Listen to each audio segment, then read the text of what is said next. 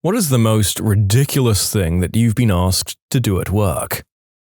I was once asked to not go to my uncle's funeral. I was told, and I quote, "Well, he won't know you're not there." I quit very shortly thereafter and reported the manager to executive management. Jerk. My mom got fired because she missed one day of work ever to go to her father's funeral. She'd worked there for 3 or 4 years and never missed a single day up until that point. Retired paramedic.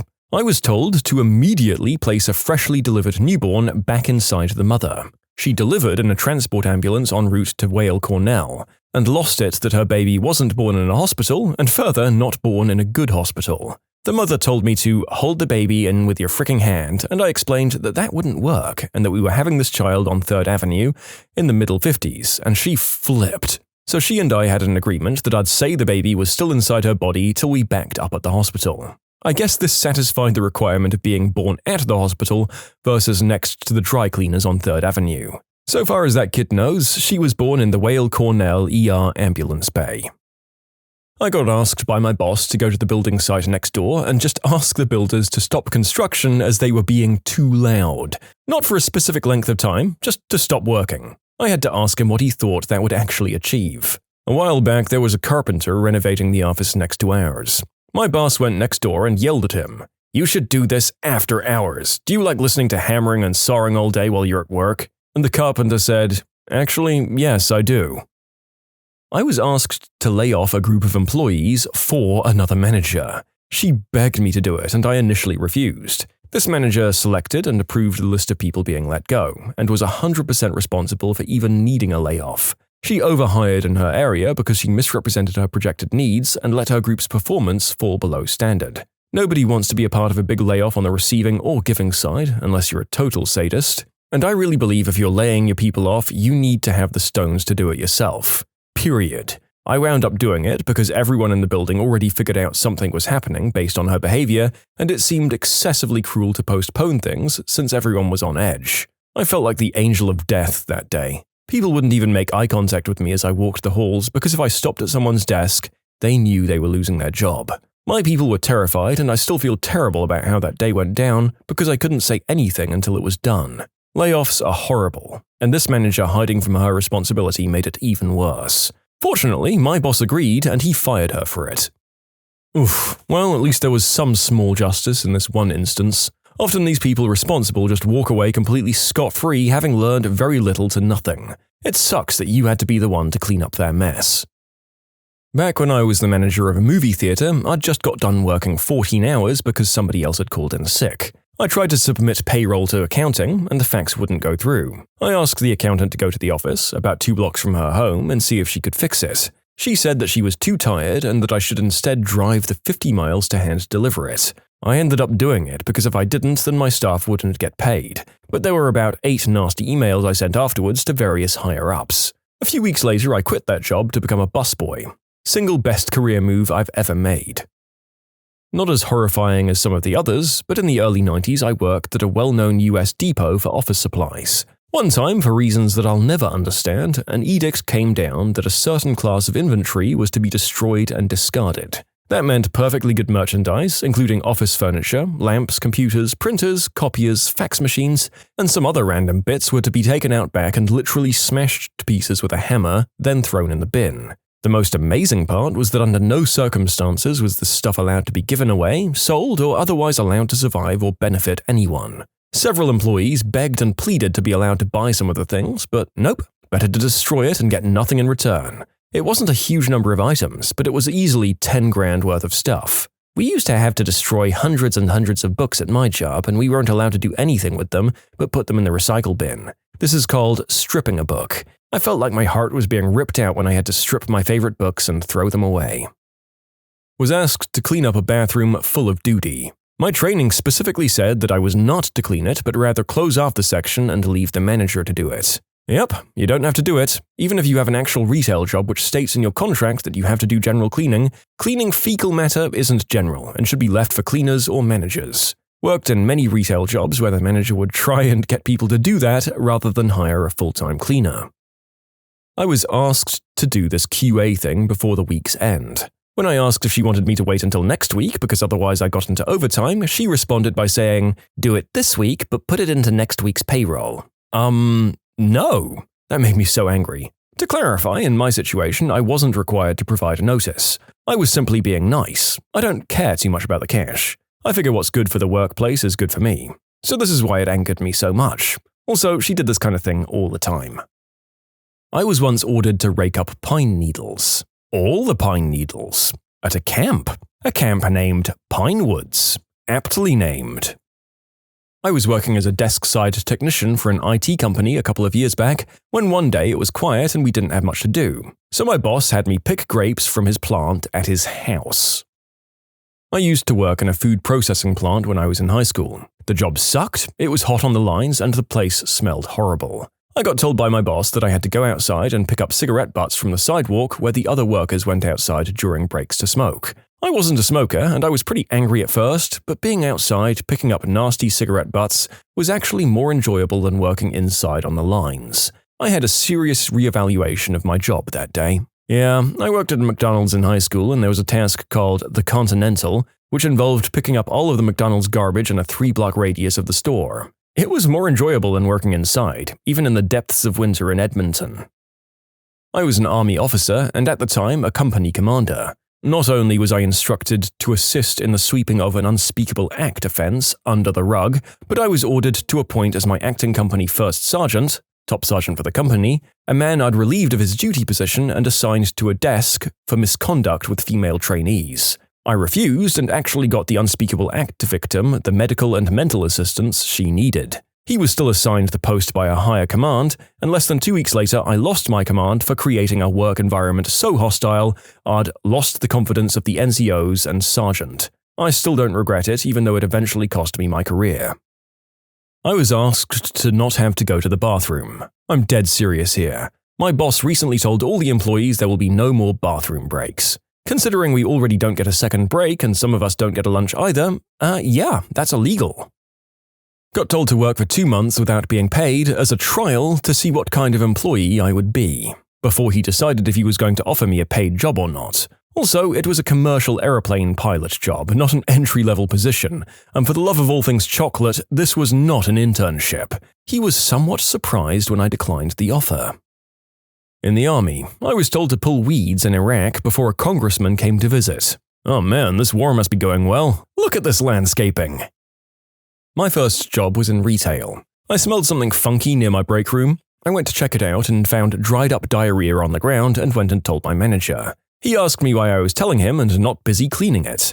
Turns out everyone knew but didn't say anything because they didn't want to clean it. Frick my life. I'm in the Navy and I had to sweep water off the pier as it was raining. Told to get onto a forklift that had a piece of plywood thrown on the forks without a harness and an air hose put into my hand, and then I was lifted about 20 feet into the air and got told to clean the rafters of the wood shop up. After about 5 seconds of spraying, the dust cloud got so thick you could barely see.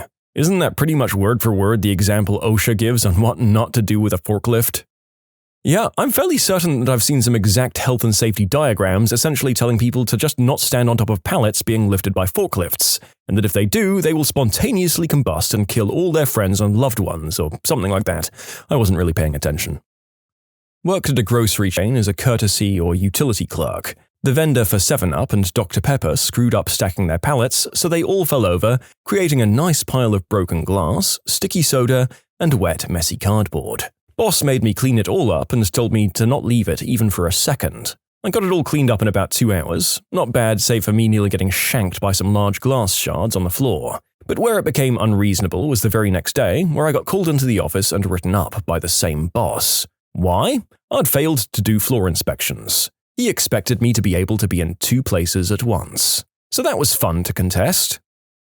You can submit your own stories to be featured here on the channel. The story submission link is in the description below, and if you want to listen to some vibey music in the background, check out easymode, also linked below, and subscribe. When I was 18, I worked part-time at UPS, and also part-time at Burger King, which was more of a way to eat for free every day than anything else. This was in 2000 or 2001, so the minimum wage was still $5.15, and I wasn't making much more than at BK. I'm working the drive-thru window one night when a visibly intoxicated couple came into the dining room and ordered some food. My manager was working register, and one other guy was there cooking the food. The drunks order a bunch of deep-fried stuff, and we didn't have enough chicken tenders on hold, so the manager tells them it's going to be a couple minutes while the tenders and fries cook. No problem, they're going to go use the restroom. The restrooms were down a hall and the doors faced each other, so we didn't think anything of it when they went down the hall together. Their order comes up and they're not back yet, so we bag it up and leave it under the heat lamps while we wait for them. 2 minutes turns into 5, and I'm busy on the drive-thru window, so I kind of forget about them. An indeterminate amount of time goes by, probably 15 minutes, maybe half an hour, and my manager asks me if I expedited that order, meaning give them their food. I tell her no, they never came back for their food after going to the bathroom. She goes to the women's room, doesn't see anyone, and then opens the door to the men's room. I heard her dry heave from my station at the window, a good 20 feet away. She came around the wall that separated the dining area from the work area, and it looked like she'd just seen a ghost or a dead body. I asked her what was wrong, and she just shook her head, telling me that she'd take over drive-thru window because I had to clean the bathroom. I geared up, elbow-length gloves, goggles, dust mask, and slickers, not knowing what kind of heck was unleashed in that stall. Nothing, and I mean nothing, could have prepared me for what I saw in there. It looked like they'd hooked up a colostomy bag full of mostly liquid crap and semi-chunky throw-up to a paint sprayer and had blasted every single surface in there with the crap puke. The stall was caked, the door handle had poop smeared on it, there were chunks of various bodily excretions in the sink, next to the sink, in the trash can, next to the trash can, just frickin' everywhere I looked there was crap, puke, or a lovely mixture. I didn't even make it 3 steps into the room before my gag reflex reminded me that it existed. My eyes were watering, my stomach was doing somersaults, and I was choking back my own barrage of throw-up when it hits me. Hey, screw this. Nope. Not a frickin' chance, I choked out through gasps of air. Not a frickin' chance, and heck, I'm cleaning all that up. Call hazmat. Half joking, not thinking my manager would actually expect me to clean that up. Boy, was I ever wrong. Terrence, if that bathroom isn't clean by the end of your shift, then don't bother coming back. She didn't get to finish the sentence. I'd already thrown my hat and shirt on the floor. Sorry, Jill, but you don't pay me nearly enough for that. I can find another crappy minimum wage job tomorrow. Good luck with that debacle in there. And just like the phantom turd spewers, I was gone. I saved up for a trip to England and France. I had 2 weeks of vacation that I'd planned for months. My boss called and wanted me to come home early to work someone's shift. When told she's on vacation in Europe, the boss was like, "Can't she just catch a flight?" For $11 an hour that would have been paid anyway on vacation pay. I no longer work at that company. I got fired for a bad attitude, and I used my time out to go back to school and get a job that I love, making more money with better management.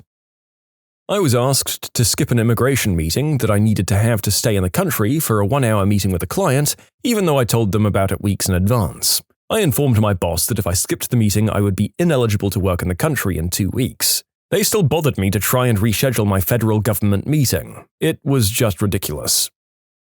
I was once asked to take a pay cut so I could work more hours. Yes, they wanted to tack on an extra 16 hours, Saturday and Sunday, to the work week while reducing pay so that I'd have the same amount of money for more work. They were angry when I said no, then told me I had no choice. When I told them I quit, they tried to tell me I couldn't. They were insistent that I was going to work for them.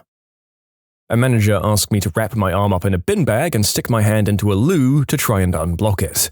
I was a waiter/barman taking food out to customers. I highlighted this to him and he insisted that I do it. I promptly told him to F off and mentioned health and safety. So he ended up doing it. On a side note, he was fired 2 weeks later for making inappropriate comments to female staff members. So yeah, he was a D-bag anyway. One time, a customer asked me for all the money in the registers. Since he had a weapon, I didn't feel that it was that unreasonable at the time. Looking back, it was a bit of an odd request.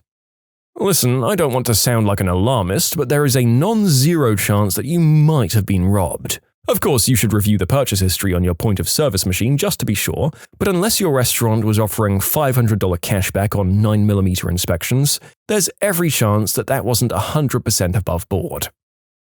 Bartender. On Good Friday at 9 p.m., a lady had the nerve to ask me to tell another customer to quit swearing because it was Good Friday. I told her as nicely as I could that we're all adults, and that I simply wouldn't feel okay with telling another paying customer to stop swearing. My boss saw the conversation and me walking away while she had a sour expression on her face and asked me what that was about, so I told him. He actually had the nerve to tell me that I needed to go tell the guy to watch his mouth. Now, keep in mind, my boss was a cool guy, so I could speak openly to him. Not the best bar manager, he was a banker before and got the job because he was the owner's friend and just got tired of banking. So I responded to him like I wish I could have responded to her, which was something along the lines of, if the sanctimonious witch is so frickin' worried about swearing on Good Friday, what the frick is she doing in a sports bar drinking? I literally will walk out of this job right now before I impose her will on another customer because of her beliefs. To which he said, "Oh, good point. Screw her." I was asked to teach an ESL class in the closet of the library. The librarian didn't clean out the closet, the custodian merely shoved a few desks into it. When there was another class in the library proper, I had to close the closet door. We could hardly breathe with all the dust and the lack of ventilation. I quit shortly thereafter and reported the school to the Office for Civil Rights for discriminating against non-English speaking students. My own review. My boss was too lazy to do the department's reviews, so he told me to do all of them. I told him to F off. He said it'd take me to HR. I told him I'd bring the email where he asked me to review my co-workers, which was his job. I got a great review and he bought me lunch. We did this at Costco. We were asked to do our own review at home on our own time.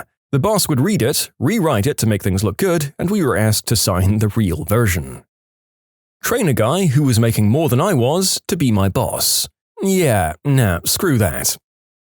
Got asked to hide my chest milk after it was pumped. I had the audacity to carry it from the room I pumped in to the freezer as if it wasn't a bag full of shame milk. Don't bring it to work if you're not going to share. When working overtime or even a regular 8-hour day, our break is still 15 minutes, which is timed, and we're expected to use the bathroom during our timed breaks. Running back and forth to the bathroom isn't a frickin' break. Can you adjust my package, please? I'm a nurse, by the way. I used to work in a restaurant that was above a pro shop for golf. Across the street was a ski area. This is Bear Mountain, California. The guy that owned the restaurant where I worked also owned the seasonal snack bar and restaurant in the chalet at the bottom of the ski slope. He had a big chest freezer in the chalet where he kept a bunch of meat, and some idiot turned off all the electricity, including the stuff going to the freezer. This happened when the ski slope shut down for the season. My boss didn't discover it for almost 2 months. He told me, "I have an unpleasant job for you to do, but you have to do it." When he lifted the lid on the freezer, my shock of how bad it smelled literally made me chuck up right there on the floor. I could tell my boss was close to hurling as well, but he had already been exposed to the horror once already, so he was prepared. He told me to put it all in garbage bags and tote it out to the dumpster. He told me that dealing with the smell and the slime was really nothing more than mind over matter. He looked me square in the eye and told me, "I don't mind, so it don't matter." I was 14 years old and living on my own. I needed that job, so I did it. Once a week, my boss makes me go to Carvel and get an ice cream cake and sit and eat it with her. She says she can't fit into her clothes. I guess she wants me to not fit into my clothes either.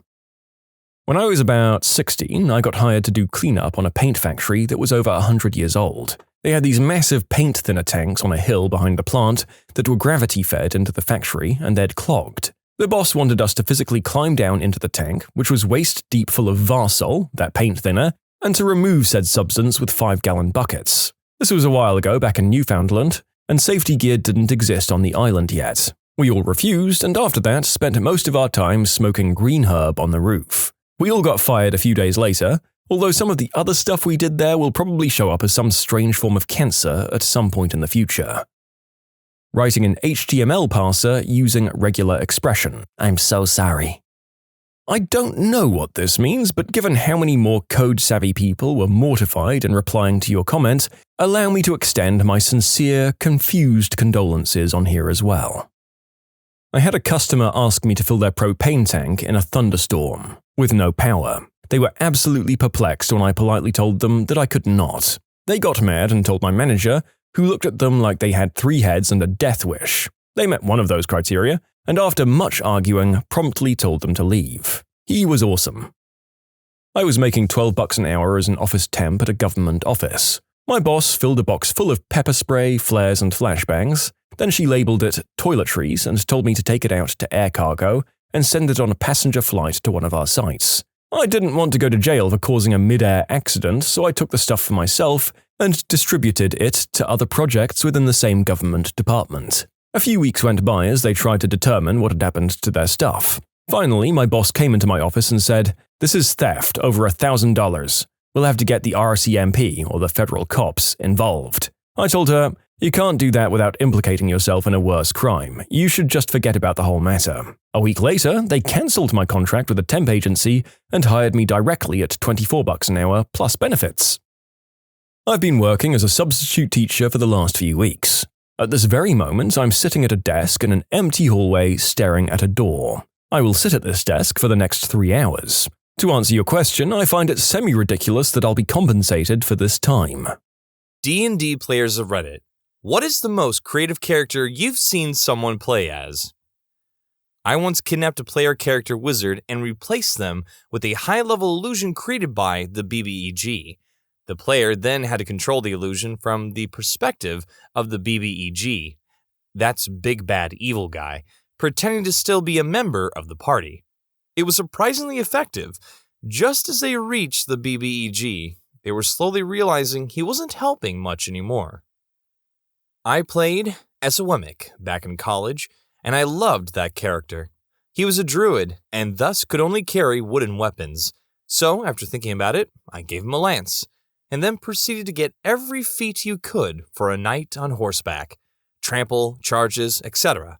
I leveled like a monster class instead of a player class, aka slow as snails, but man, it was a hella fun character. He could do some insane damage by the end of the game, and if he had to get into close combat, he could do rake, bite for damage. My favorite part, though, were his 2 animal companions. The first was a weasel that took levels of thief. So it was our trap dismantler and eventually had vorpal front teeth, so it had a devastating bite attack. The second was, and I'm not kidding, a giant white blood cell. It had been magicked out of a giant and made even larger, and it rode around on my druid's back. As the group's healer, it would blob onto them and heal them with a few levels of cleric. Mind you, my druid was teamed up with the lizardman barbarian, who was surprisingly smart, and the fey bard that would drink anything put in front of him, which is how he ended up as a half-elf woman of a different alignment by the end of the game.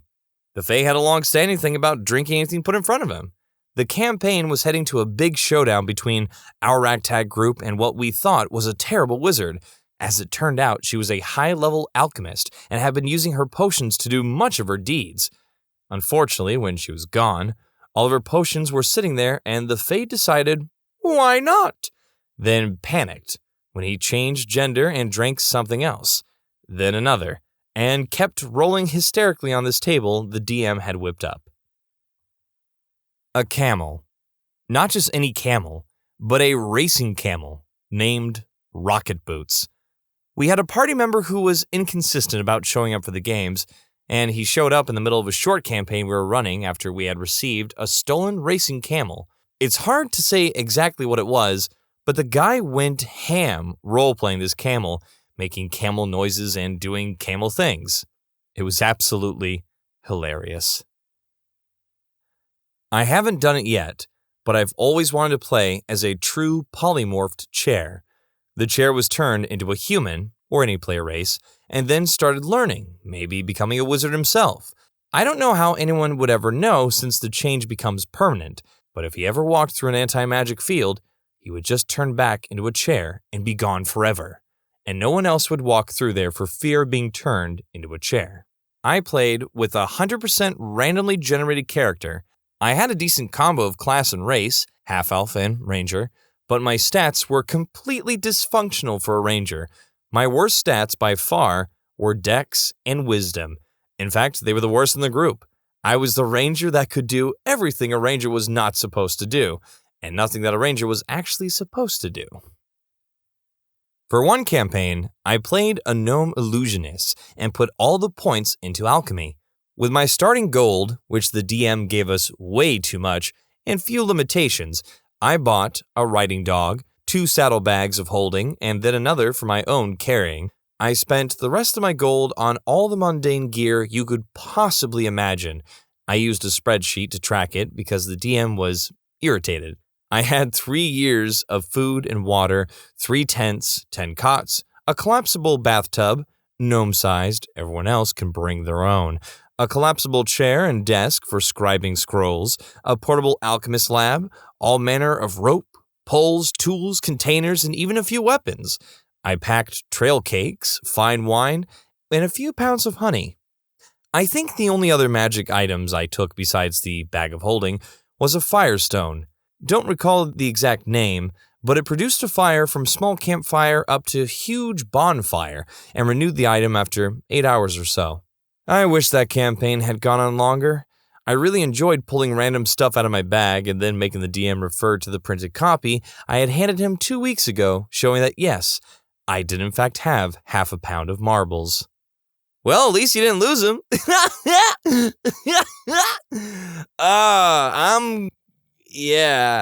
I gotta go. Bye-bye. My current campaign is made entirely from players who are new to D&D, myself included. So when building characters, my friend rolled mostly average stats, with the exception of intelligence, so he has a -3 in that. So we basically determined that he's illiterate. During our campaign, he also referred to the DM as God as a joke, and he kept asking questions like, "All right, God, what do we do about this?" So I made a joke that it looks like his character is actually communicating with God on a regular basis, but everyone around him just thinks he's insane and will never believe him. He then got the personality trait, Divine Guidance, which allows him to have a helpful hint once per campaign session. So canonically, his character can communicate with God, but to everyone else, he's just talking to himself as a result of his intellectual ineptitude. In plain English, a monk who fought everything by punching it repeatedly in the privates, Pathfinder monk with the maneuver master archetype who spammed dirty trick maneuvers. The look on the DM was priceless when they read the rules. Here's how it went. I tripped the tiger.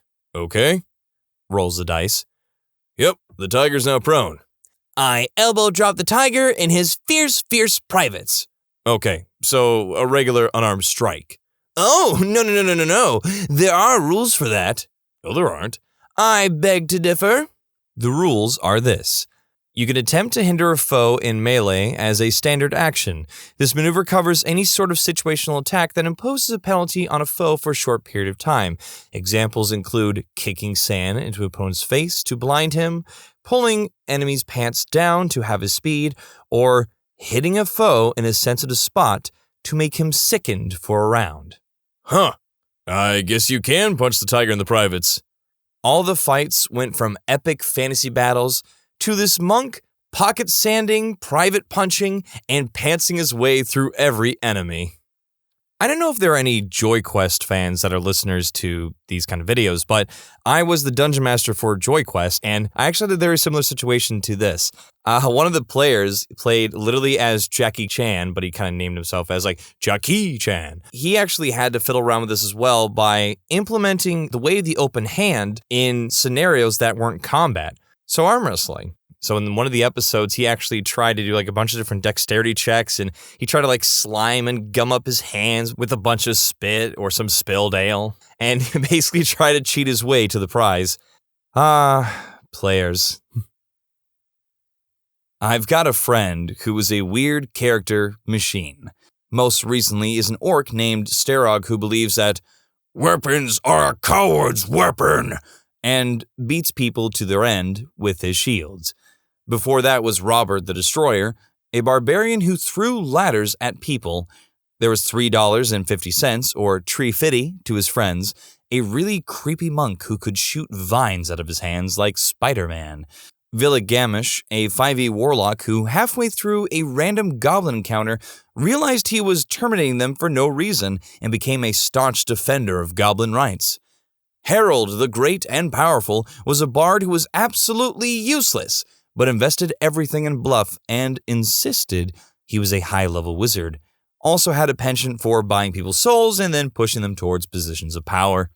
The Bear Witch Project, aka BWIP, or Bruce Berner, was a lycanthrope witch that spent most of his time in half-bear form. When asked what his gut feelings were on a topic, he responded with, I have many feelings on guts. And of course, Justin Chandler, a shaman who saved literally all his gold till level 7, then used it to permanently enlarge and awaken his pet frog and deck it out with sweet gear. A player made a dwarf who was actually a very small human raised by dwarves. He was a barbarian and was modeled after Macho Man Randy Savage. He had a pet Wolverine, which he would throw at people screaming, "The fastball special!" The Wolverine didn't last too long. Randy, throughout the campaign, slowly went insane due to his fear of magic. Randy then began cutting people's hands off for no apparent reason, and the legend of Macho Man ended when he attempted to suplex a dragon. Suplexing a dragon. I mean, this sounds like an epic tale if you think about it. Just like this little man's like walking up this huge, like ancient dragon just, "Mere mortals, they feared me for thousands of years. What will you do?" "I'll do like I always do. I'm gonna go in for that suplex. You need yourself a Slim Jim." And then unfortunately is crushed. Wow, what a tale. It's been a long time, but as I remember it, my buddy was using Middle-earth as the setting.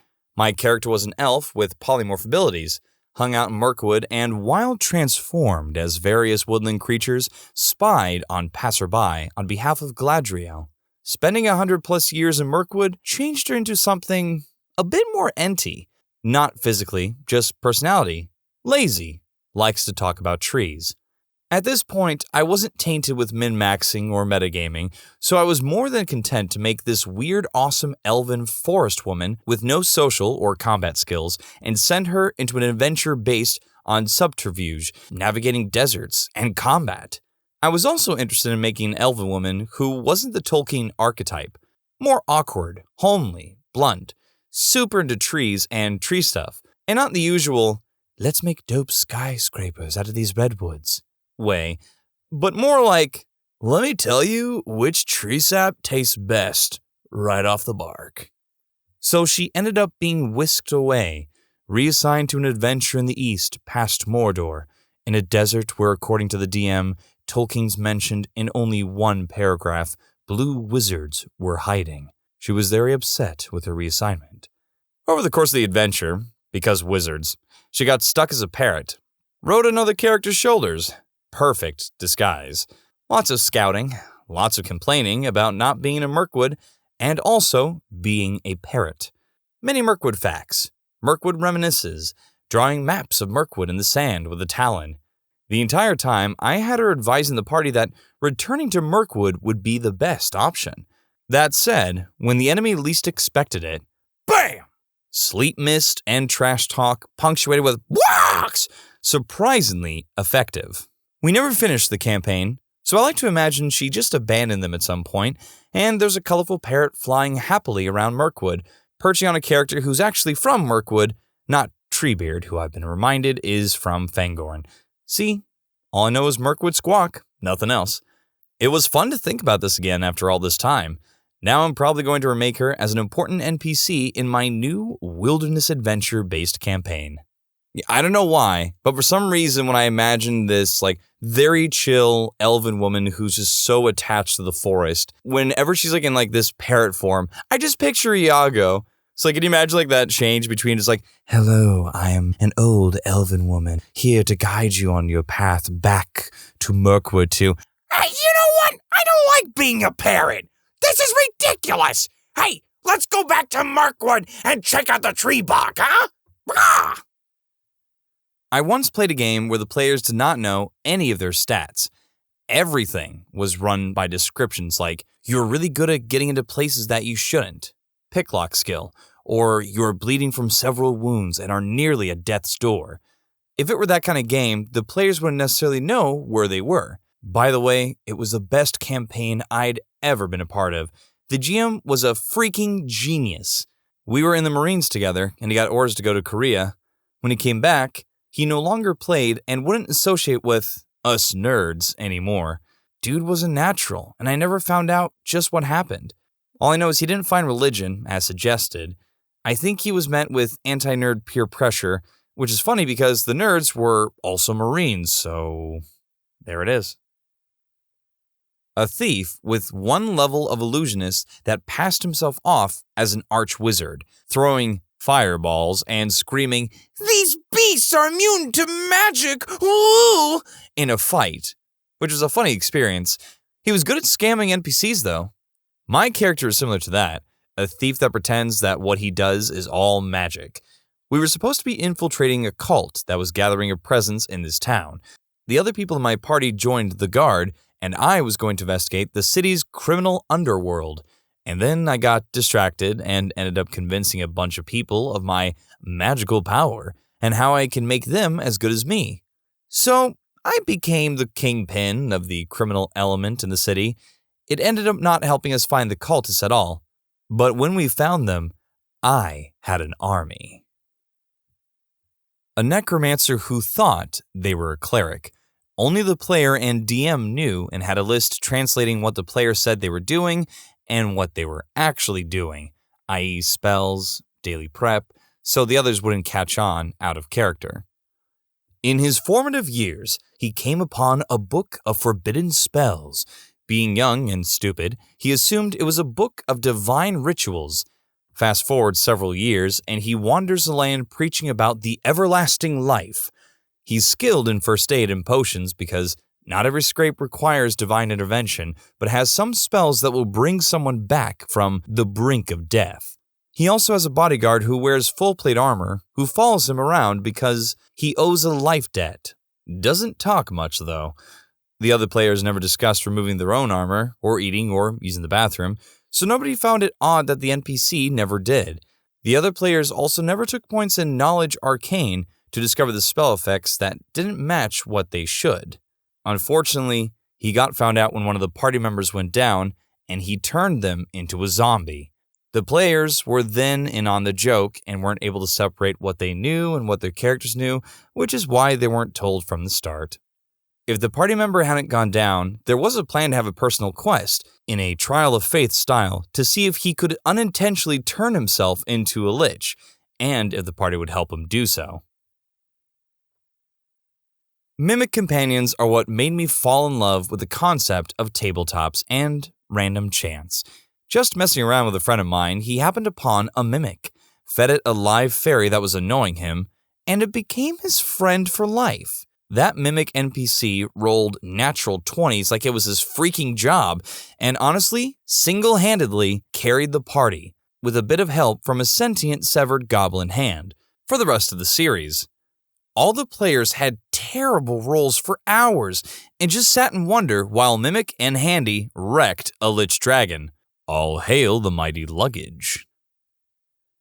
There was a campaign where the party came across a magical cauldron filled with boiling gold. They were told they could drop an item in, and it would be turned to gold while retaining all of its other properties and be imbued with intelligence.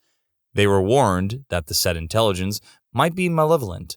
While the party debated what to drop in, the gnome rogue jumps in. He became gold-coated, which increased his armor class significantly, but also became cursed with an evil alter ego. There was much rolling to determine when and for how long he was forced to play as chaotic evil. I played a human fighter. He was a carpenter, had a wife and children. He was a really kind man, so kind in fact, he didn't carry a weapon. He was non-violent. His flaw, however, was that he had a massive malignant brain tumor pressing on his amygdala. Since they didn't have CAT scans in this universe, no one knew that he had inoperable brain cancer. Whenever our party was in a situation that caused great stress, like combat for example, my character would slip into a sort of trance and go on a rampage in the battlefield. He was absolutely stacked in combat, so he would absolutely clean the hell up when it hit the fan. The gentle carpenter would turn into a snarling, mumbling maniac who royally crapped on anyone who dared oppose him. He would come out of the trance with no memory of the fighting. Since he didn't carry a weapon, this required some creativity, so I made my character a master of improvised weaponry. Before combat, I would ask the DM if there was anything in the room I could lift above my head. Whatever was nearest is what I used as a weapon. Chair, stones, dead enemy's femur, you name it. My character was a whirlwind of bottles, debris, and the occasional small animal, a true force to be reckoned with. His name was Buin the Machine Rodriguez. Buin? I mean, I'm still invested. This is a very cool character concept, kind of like a Dr. Jekyll, Mr. Hyde scenario, but like with like actual medical knowledge behind it. But the name Buin throws me off. Is that like a short term for like brain, I guess? But I just can't help to be like, my name is Buin the Machine Rodriguez. So, you want me to use my fists, huh?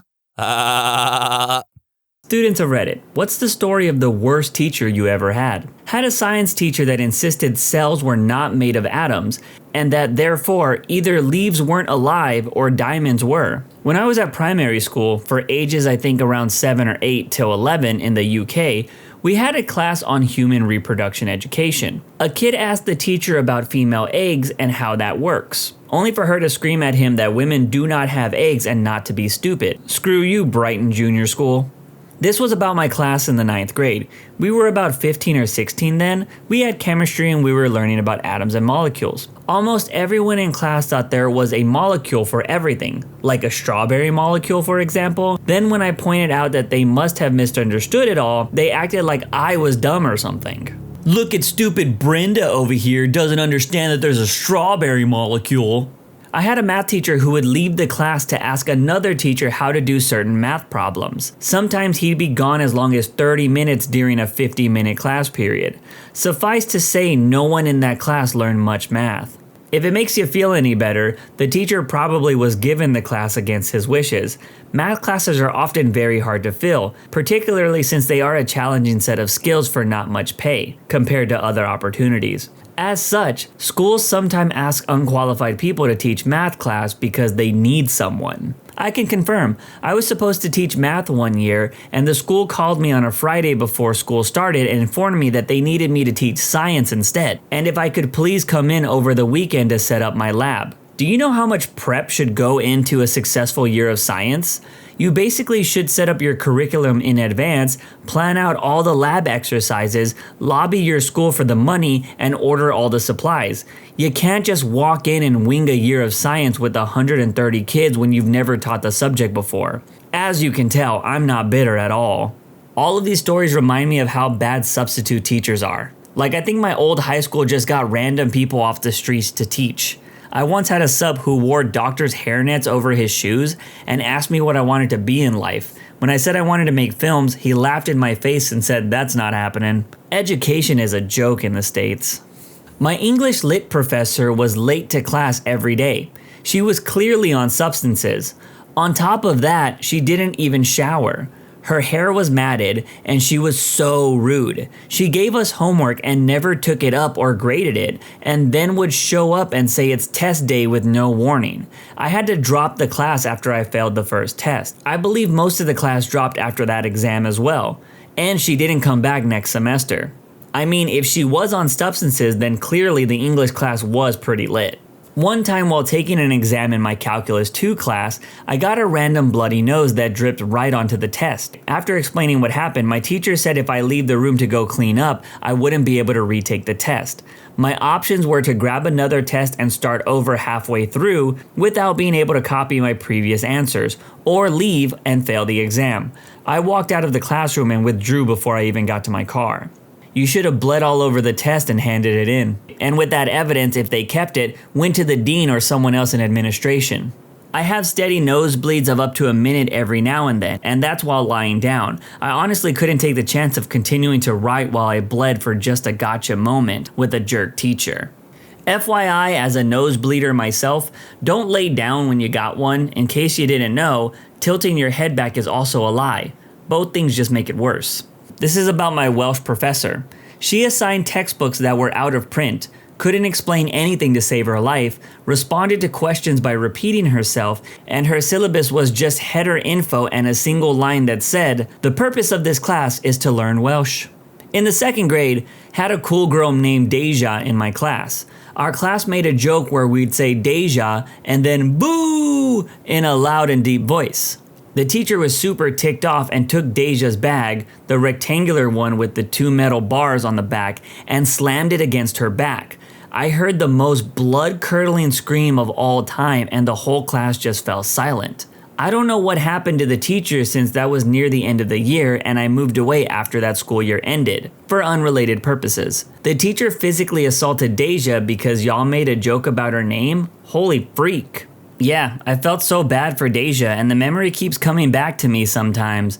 I don't know why I think about it, I just do. Hearing that story made me really think that I probably would have taken part in that joke because saying Deja boo sounds kinda cool. But I could see how it would suck if you didn't like the joke. I was once humiliated by my teacher because the guy I had a crush on was in another class came into our classroom to ask my teacher something. A lot of my classmates started giggling and one of them called my name for several desks away, as if I possibly didn't notice that my crush had entered the room. I was the one that ended up getting in trouble and the teacher threatened to send me into my crush's class and have everyone laugh at me, even though I hadn't said or done anything besides go bright red. My bad for having friends who knew I liked a boy, I guess. Not saying what happened was right, but I'm embarrassed as freak by everyone's behavior. I wouldn't wish any aspect of this situation on anybody, but God, that teacher hated me. This was a gym teacher. The other kids would often bully me and sometimes beat me up. She would only intervene if I fought back, and that was to punish me and me alone. I went to the guidance counselor one time after getting kicked out and told him what happened. He called her and she said I was the one attacking them and they did nothing, since she was the teacher and I was the student. You can guess who the guidance counselor believed. This was my entire elementary school life. I could have 6 jerks pushing me around, calling me names, hitting me, trying to pants me, etc. That's all fine. Throw one punch and break their nose, detention for a week. Literally had the exact same thing happen to me as well. I would get ISS, in-school suspension, and the other girl would get nothing. I am also a girl, but I was a very tall 12-year-old. So whenever I would fight back, they would assume I caused more damage, even though I was the one being picked on and did not start the fight and was only defending myself.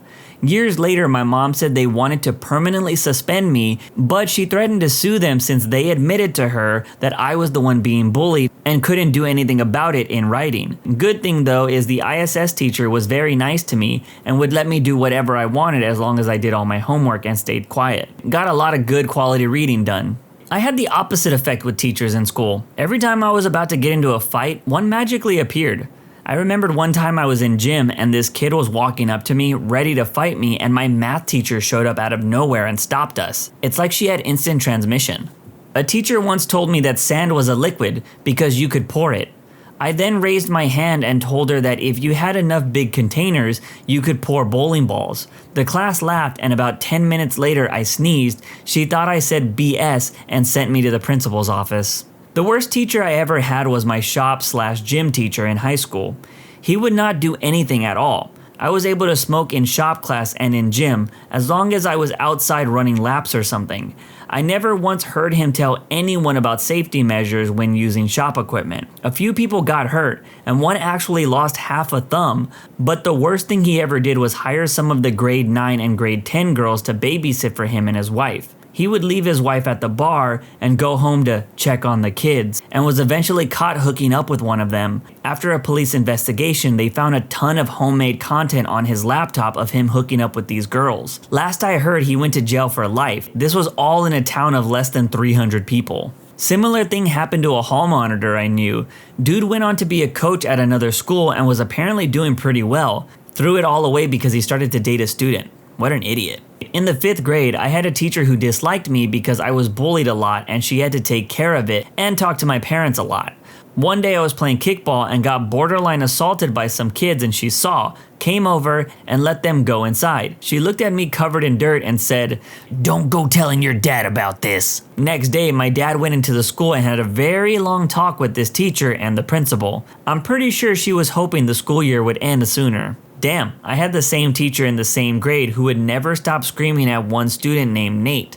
I ended up kind of becoming friends with him, but didn't see him much after 7th grade. It got to the point where it seemed like she would go out of her way to find some reason to scream at him. She even screamed at him when some student smuggled a staple gun into the lunchroom and began firing it at Nate, claiming he was doing horseplay or something. The kid with the staple gun got away scot-free. Same kid also hit me with the rubber band next year until I almost cursed. Luckily, my teacher was really friendly and said, well, I would have too. That really hurts. I had a computer science teacher who didn't really teach the class. First day of school, he stood up and said, I'm going to be honest with you guys. We're going to be learning this material together.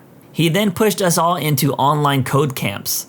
The beginning of every class, he also spent about the first 20 minutes going over anything under the sun except for programming. If your phone went off at any point during class, he said that you had to buy the entire class donuts, but he was exempt from this rule. My programming teacher also had similar teaching strategies. The first day he said, you guys will just be learning on codes and I'm gonna monitor you. He then proceeded to play the Winnie the Pooh baseball video game every class, even promising kids A's if they could beat it on the hardest difficulty, as the rest of us struggled to actually program. First off, where can I play Winnie the Pooh baseball, because I always hear about that game? And secondly, my economics teacher in college had the same rule about donuts. His phone actually went off once and the whole class was like, ooh, and he bought us donuts the next class. It was awesome. Some crazy substitute we had for geography hit the computer monitor to the floor because of a fly. It landed beside me and I nudged it off with my paper.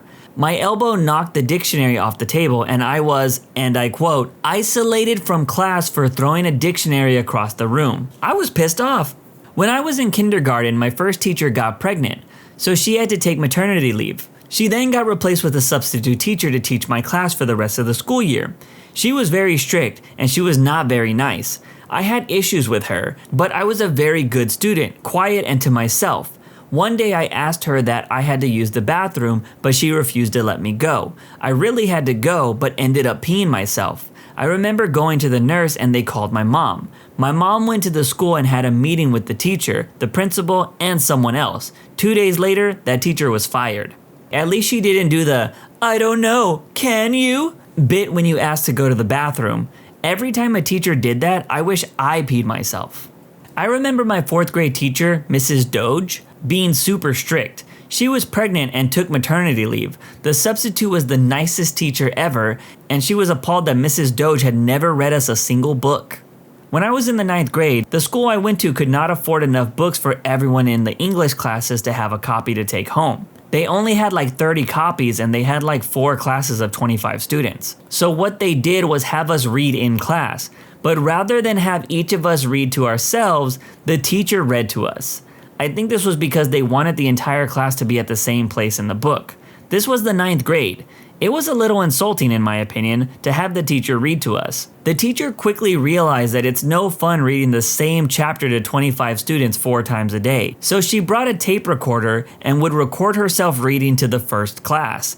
The 3 other classes got to sit there and listen to the recording of her reading the chapter while she sat at her desk doing God knows what. I've never been one of those who liked wasting time, so I went to the library and checked out a copy of whatever book we were reading and would read it at home. I would finish it in a couple of nights, whereas it would take a week or more to have it read to us in class. The English class was my second to last class of the day, so I would use that time to do homework from my other classes that day. Ideally, not to have any work to do after school. An English teacher I had in high school asked the class to spend half of the class in the library, finding a love poem. I chose Sonnet 130 by Shakespeare. It's not your standard love poem. It says nothing nice about the lady until the very end. She failed me on the project. The very next project was to choose a poem that described our general feelings around the time. I chose a poem from the Existentialists. I don't recall exactly which one, but it was about bad thoughts, if you catch my drift. Again, I failed the project. I never forgot her response after I read it aloud. Why would you choose something so awful and sad? A girl in the class said, maybe that's how he feels. She sent me to the principal's office for punishment. By the end of that year, I was in the mental hospital for acting on those bad thoughts. I was there for 3 months. I feel bad for the OP in this story. I had an English teacher that failed me because I used the words explosions in the sky for a poem, and she told me I plagiarized because that was the name of a band. My next poem was about how my English teacher sucked, and I got a passing grade. I was so confused. In middle school, I'm in college now, I had the displeasure of experiencing a married math/humanities teacher duo who were horrible people and took their relationship issues out on their students. The math teacher was just extremely freaking weird and would go on strange rants, scream, and clip her toenails in class, and clip her nails in class. This happened during a test once. The only sound that could be heard was pencil scratching and the clipping of her nails. I still remember it and shudder. She also made up ridiculously hard to follow technical rules about formatting that would ruin your grade and even put you in detention if you didn't follow them correctly, like drawing the exact margins on homework, boxing answers, and getting all of your work signed by a parent. I was a good kid, but went to detention for the first time that year. Eventually, half the class was in and out of detention every week. Worst of all, she seemed to single out her students to torment at random. I, a small, shy, emo Hispanic girl, was her favorite target. I remember her once yelling at me in class to the point of making me cry for fidgeting with my eraser. She described it as playing with dirt. She brought it up relentlessly in class for a month, calling me dirty in front of my classmates. The worst thing is that when she saw my friend eating a cookie in the hall, for some reason, she absolutely flipped her lid and tried to force her to spit the cookie into her hand because eating in the hall was not allowed, a rule that was never enforced. My friend apologized but naturally refused, swallowing the cookie that was already in her mouth, and thought that was that. The teacher continued to scream at her, got her detention, and tried to get her suspended. Her husband was the humanities teacher. Think history, current events, and social studies. He was, to put it lightly, a blatant racist. When we talked about the Holocaust or the slave trade, he would ham-fistedly point out the Jewish or black kids in the class and basically be like, just like your ancestors, and keep bringing up the kids as examples despite clearly making them uncomfortable. This wasn't even the most blatantly offensive part. During parent-teacher conferences, he literally told my mom, an immigrant, and myself to our faces that I was late and often valued socialization over hard work because I was a Latina. He said something along the lines of, just because it's okay in your culture doesn't make it okay here. I taught in Costa Rica once. I should know. I was a meticulous worker who would chat with friends here and there, but not excessively, which of course wasn't the most messed up part about his statement. Me and my mother were speechless, and she didn't say anything, but there was tears in her eyes, and she was understandably mortified and angry. His words hurt me, but it hurt most of all to see her like that and feel so helpless. They both continuously berated me in class and gave me unreasonably bad grades. I was a quiet, extremely shy, hardworking kid, known for being a bit of a goody two-shoes. Before their classes, I never had any academic difficulty, and humanities was my favorite subject. After a while, I shrunk completely. I stopped trying in both of their classes. I was so ashamed, frustrated, and scared of them. My already low self-esteem dropped considerably, and my anxiety in the class situations worsened. Although I consider myself to be quite intelligent and was able to still get A's after their classes, all throughout high school, I retained any aversion to speaking to my teachers and contributing in class, causing my academic life to suffer quite a bit. So Mr. and Mrs. Penn, F you, and I'm glad you got fired and divorced. I hated teachers like this, and being a kid who spoke up, I often got in trouble. I once told my film teacher that he was ruining people's projects with his input. For example, one kid had this dramatic film that was supposed to end with a murder scene. Our teacher thought it would be better if the guy was tied up and had syrup poured on him. It was the stupidest idea ever. Oh, and he loved adding fart jokes to everything. My second grade teacher was Sister Bridget. She didn't like me at all. One day I was feeling ill, and I asked to use the restroom. She told me I was lying, as she tried to tell me why I was a liar, which led me to vomit all over her shoes. Maybe it was a holy vomit. Okay, maybe not the worst teacher, but definitely the strangest. Mr. Pratt. He was a substitute teacher I had in high school in the 90s. Inner city school, he was an older black dude with a loud mouth. There were a lot of jerk students though, who always mouthed back to every teacher, which made learning difficult. Mr. Pratt had an odd choice when responding to these kids. Imagine a well-dressed but definitely urban-sounding substitute who, when a student tried to act out, would pull out a freaking puppet, obviously custom-made and looked just like him, suit and all, out of his desk.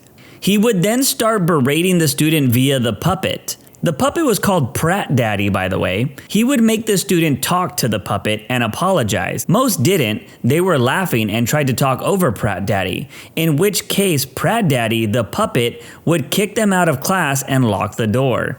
Then the puppet went back into the desk drawer and Mr. Pratt continued his lessons. It was odd. I feel like that is something you would have seen on a sitcom. But Pratt Daddy would have probably hit the students with a stick.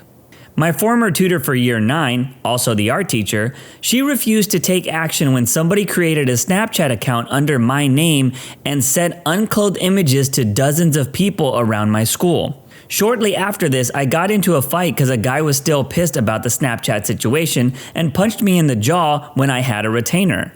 From this, she decided to secretly send loads of emails to my mother suggesting that I, more than likely, have autism. I have since basically been forced into getting checked up on, only for doctors to confirm that I don't have enough symptoms for a diagnosis. She treated me really poorly in the art lessons and did very little to get involved with me when I reported or got witness being bullied. Teachers, what was the best excuse for being late that turned out to be true? Story time. I was the only high schooler on our bus one winter. The other detail important to this story is that we had the oldest model bus that wasn't in the best mechanical shape. It had one of those mechanically operated doors, it would shoot out a plume of black smoke every time it started, and just looked much less fancy than all the other buses the school had. Anyway, one winter it was so cold that the diesel engine stopped working. The bus driver said the cold made the diesel in the lines gel up. I have no idea if that's accurate, but either way the bus wouldn't start. Fortunately, we were only 5 miles from the school and all the kids had been picked up already, so they just radioed another newer bus to loop back around and pick us up. The bus driver radioed the elementary school but completely forgot to let the high school know. So I show up to class and the teacher asks why I was late. I said, the cold caused the fuel lines to gel up in the school bus, repeating exactly what the bus driver told us.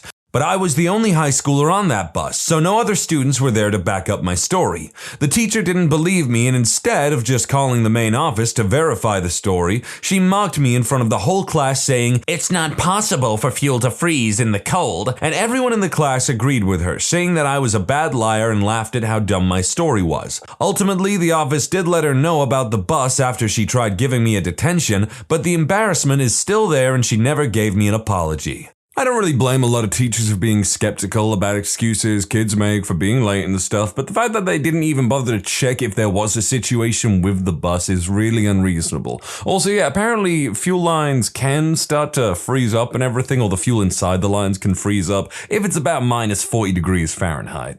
I was the kid. Physics, 11th grade. The day prior to this day, my neighbor passed away and her son was a friend of mine and also in this class. Terribly long story, but it was a self-deletion by hanging, and I was the one who found her. I had nightmares all night and skipped the first half of school the next day. When my physics teacher saw me later, she asked me where I was that morning. Before I could explain, she said, "That friend was looking for you and concerned. He seemed more worried than he should have been and was a little upset about you not being there.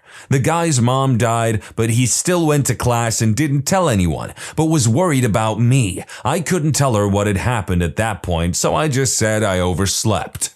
Well, first of all, that's traumatizing. Second of all, it's nice that he didn't say anything when his friend obviously didn't want to say anything quite yet. And third of all, there aren't many of these from the perspective of actual teachers that I could find, so I expect a lot of I was the kid in these. Obligatory not a teacher, but I am an admin in a music school. I had a mom frantically call me and let me know her daughter would probably be late or miss their guitar lesson in a couple hours because she couldn't find the kid. I was just kind of okay, well, I will let her teacher know.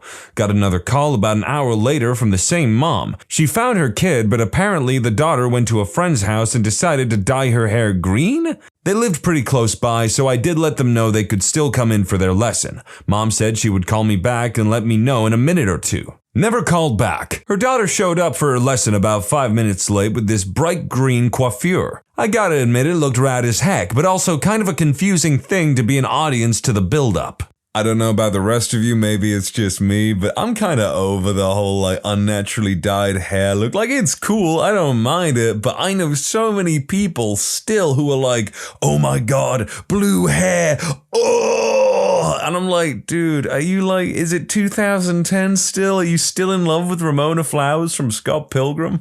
One of my friends was training for cross country on a weekend once, and she was hit by a pickup truck that ran a stop sign. She flew over the top of it and broke both her kneecaps. The pickup truck drove off. She said she can't remember any of the events that happened immediately afterwards, but the police report said that a bystander pulled over to help, and when they asked if she was alright, she just kept repeating a bunch of letters and numbers over and over, not even saying anything else except JHP 887, JHP 887, JHP 887, JHP 887. Just constantly saying it like she was in some manic state. Eventually, after the police had already been called, the dude who pulled over to help realized that those were the license plate numbers and wrote them down. There was no security footage of it, and her being able to glance at the plates was the only reason they were able to track down the truck that hit her. To this day, that is the single most awesome thing that she's ever done. I can't imagine flying over the top of a truck and having enough mental capacity in that moment to look at the license plate and memorize it while having two knees that don't have functioning kneecaps. I wish there was a silver lining to this story, but she had to have tons of surgery and to this day has some bad knees and can't really run like she used to. Not to mention the guy they tracked down didn't have any insurance and was just an elderly man who had pretty severe dementia and panicked after hitting her. So they didn't even press charges.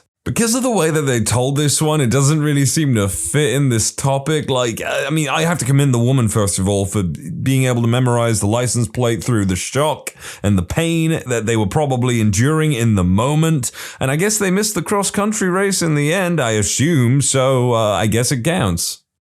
I apologize that I'm writing this on mobile, so there might be errors. I'm an English professor, and one year a pretty good student showed up without one of his two major term papers. He explained that his safe had been stolen by a contractor who was working on their house. His laptop was in the safe, and that's where his paper was. I genuinely believe him because he is being a really good student. Then, over the next few weeks, he started to show up to class looking very tired. He said that he was on a hunt for the person who stole his safe, and he was spending late nights with his cousin driving around looking for the guy because they knew his van. Now the student and his cousin were both recently back from tours in Iraq and had seen combat experience. They wanted to find the guy to beat the tar out of him and get the safe back because his wife's wedding ring was in the safe as well as a bunch of cash. He rewrote the paper and turned it in apologetically that it wasn't up to his usual quality, but he still kept coming to class looking like he hadn't slept. After a little while, he came in very happy to my office and he reported that he found the guy after a long search that involved breaking into a drug den, shaking people down with baseball bats, and even bribing some prostitutes. He said that they found the guy's van at a Taco Bell after getting a tip from a prostitute, and they cornered him and waited for the police to come. I read in the news that he had in fact done a citizen's arrest and stopped the guy at a Taco Bell,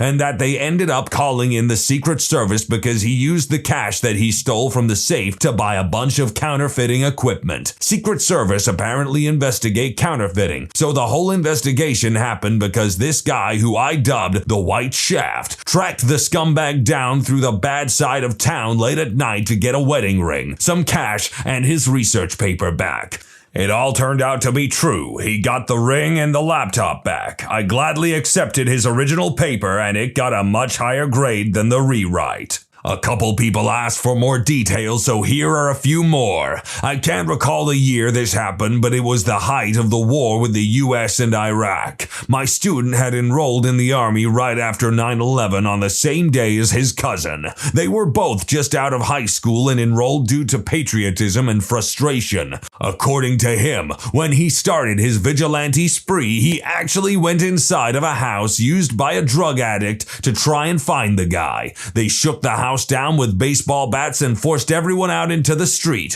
When the cops showed up, they told my students how dangerous this was and not to do it again. They then gave him their card and said, "But call us if you do." They shook down at least 2 other drug dens, and the same cop was waiting outside both times to arrest people, since he didn't need to get a search warrant as everyone was outside now at the point of 2 baseball bats. I told my student about how dangerous this all was, and he was very John Wick about getting his wife's wedding ring back. Also, I tried to find a link to the story, but it was a small story and the Googles aren't being very helpful, especially since I can't remember the year. What a nerd, going through all that trouble to get a good grade. No, I'm joking, obviously. That story is awesome, and if there was like a link they could have supplied to an article, I would have been so happy.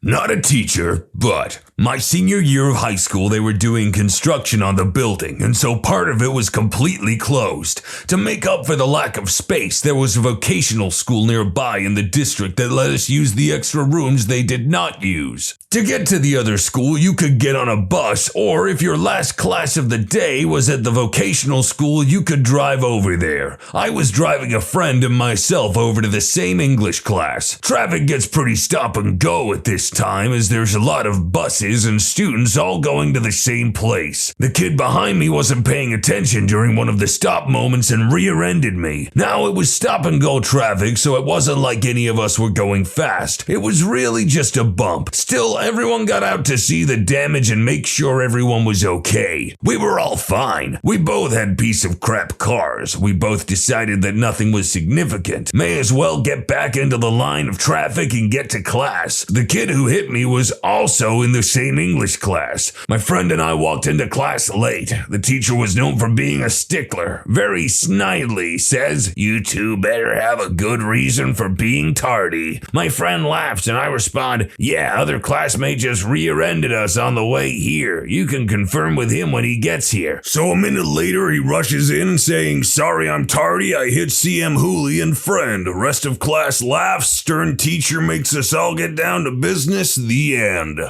I always say you should treat teachers right, but it's undeniable that either some teachers are waiting for you to slip up or actively want to get you in trouble. I mean, I once had a teacher that said to me after I questioned her teaching method, "I'm going to make your life a living hell." Took me outside away from the class and said that to my face.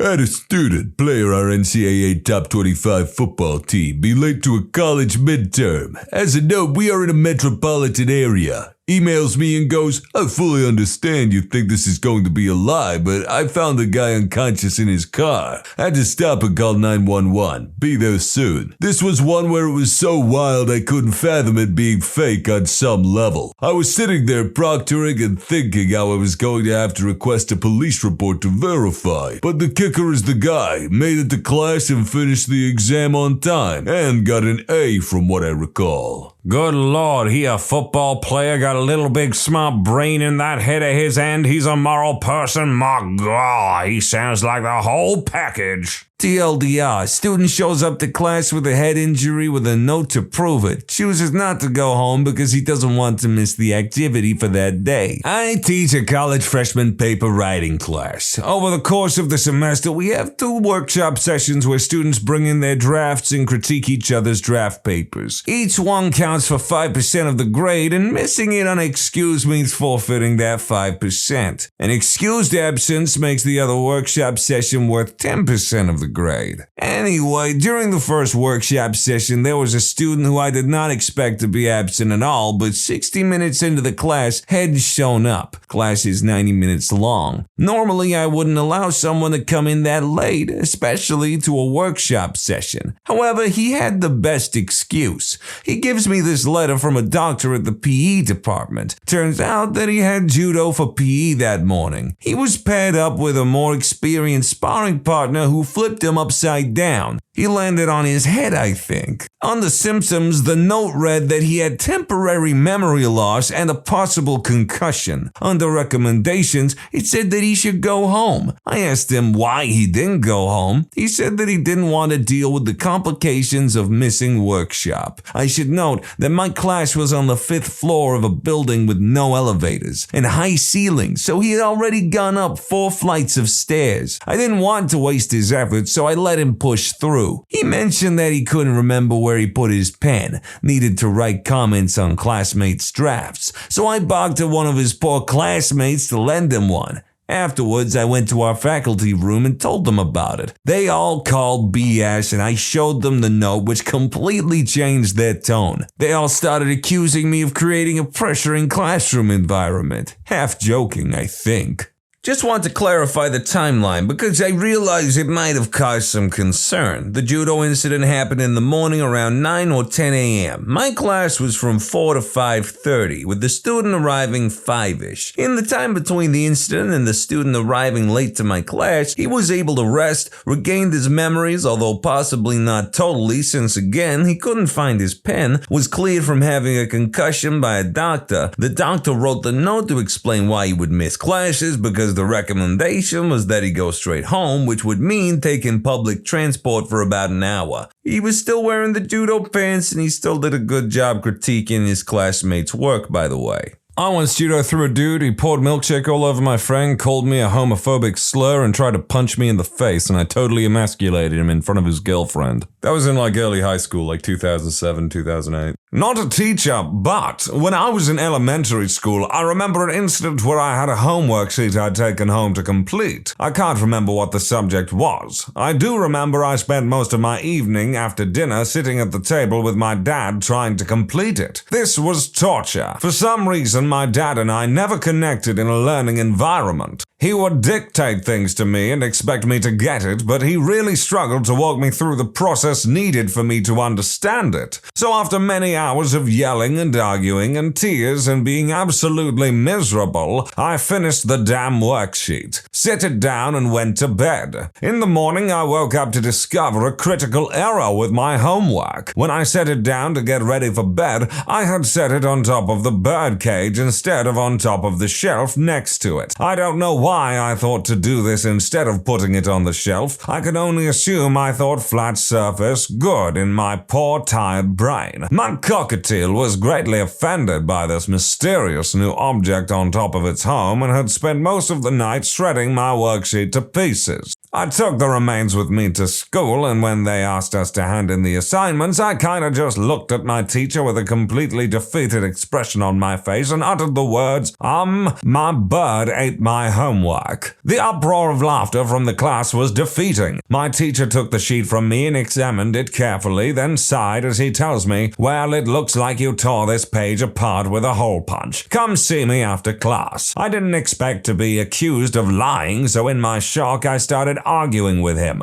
No, really, my bird ate my homework, which only spurred the laughter from the class further. I didn't know what else to do. Did you ever get that frog in your throat feeling as a kid, where your voice just seizes up and you can't manage to squeeze out any sound no matter how you might try? For years afterwards, I'd get bullies making stupid "did your bird eat your homework again" jokes from kids that had been in that class. Adult me thinks it's kind of funny. I had pushed myself, been pushed by my dad so hard just to complete that damn assignment, only to have it ruined, be accused of lying, and be embarrassed and teased for the situation. Poor 7-year-old Lanko just wasn't prepared for life yet, you know? While I've never had a pet eat my homework, I have had my brother drink a liquid science assignment that I had in primary school, but I don't believe I was ever accused of lying about him drinking it, so that kind of turned out well for me.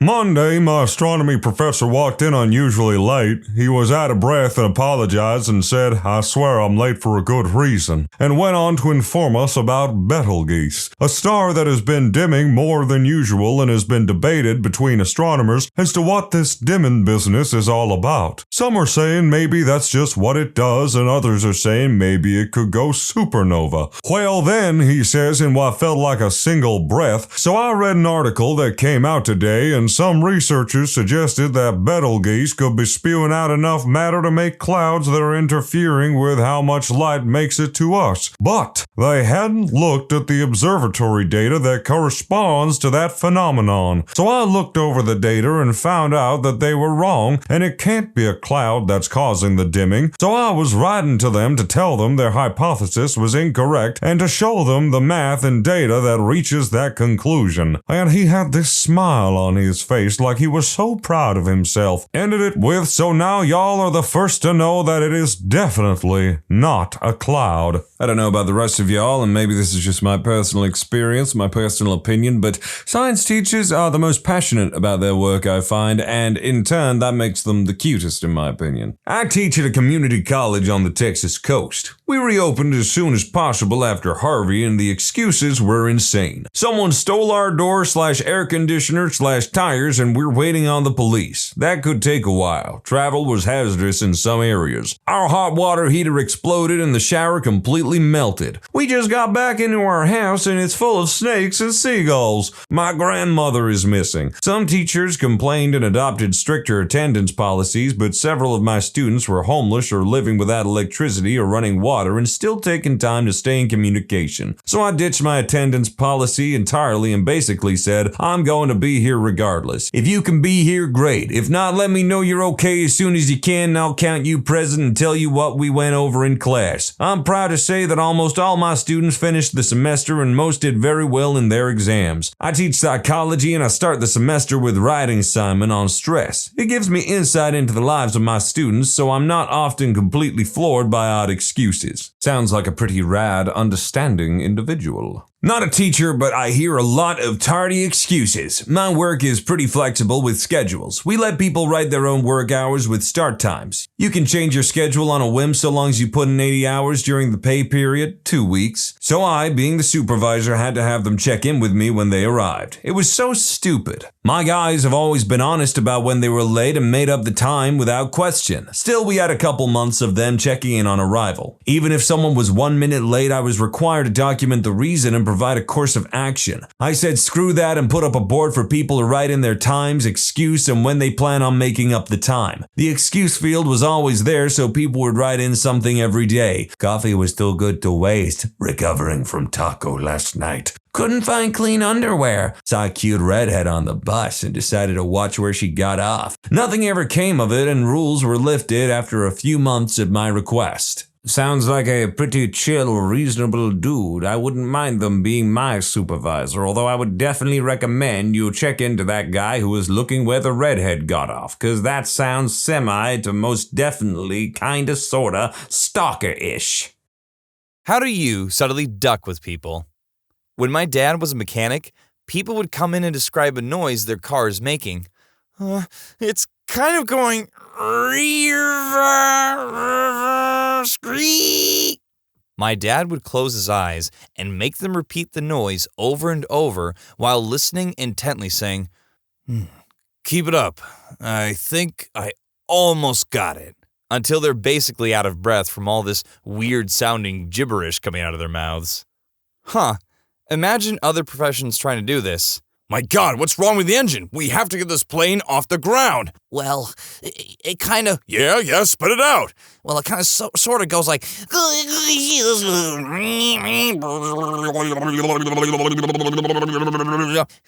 I don't know what's going on. Sir, listen. Yeah? You're an idiot.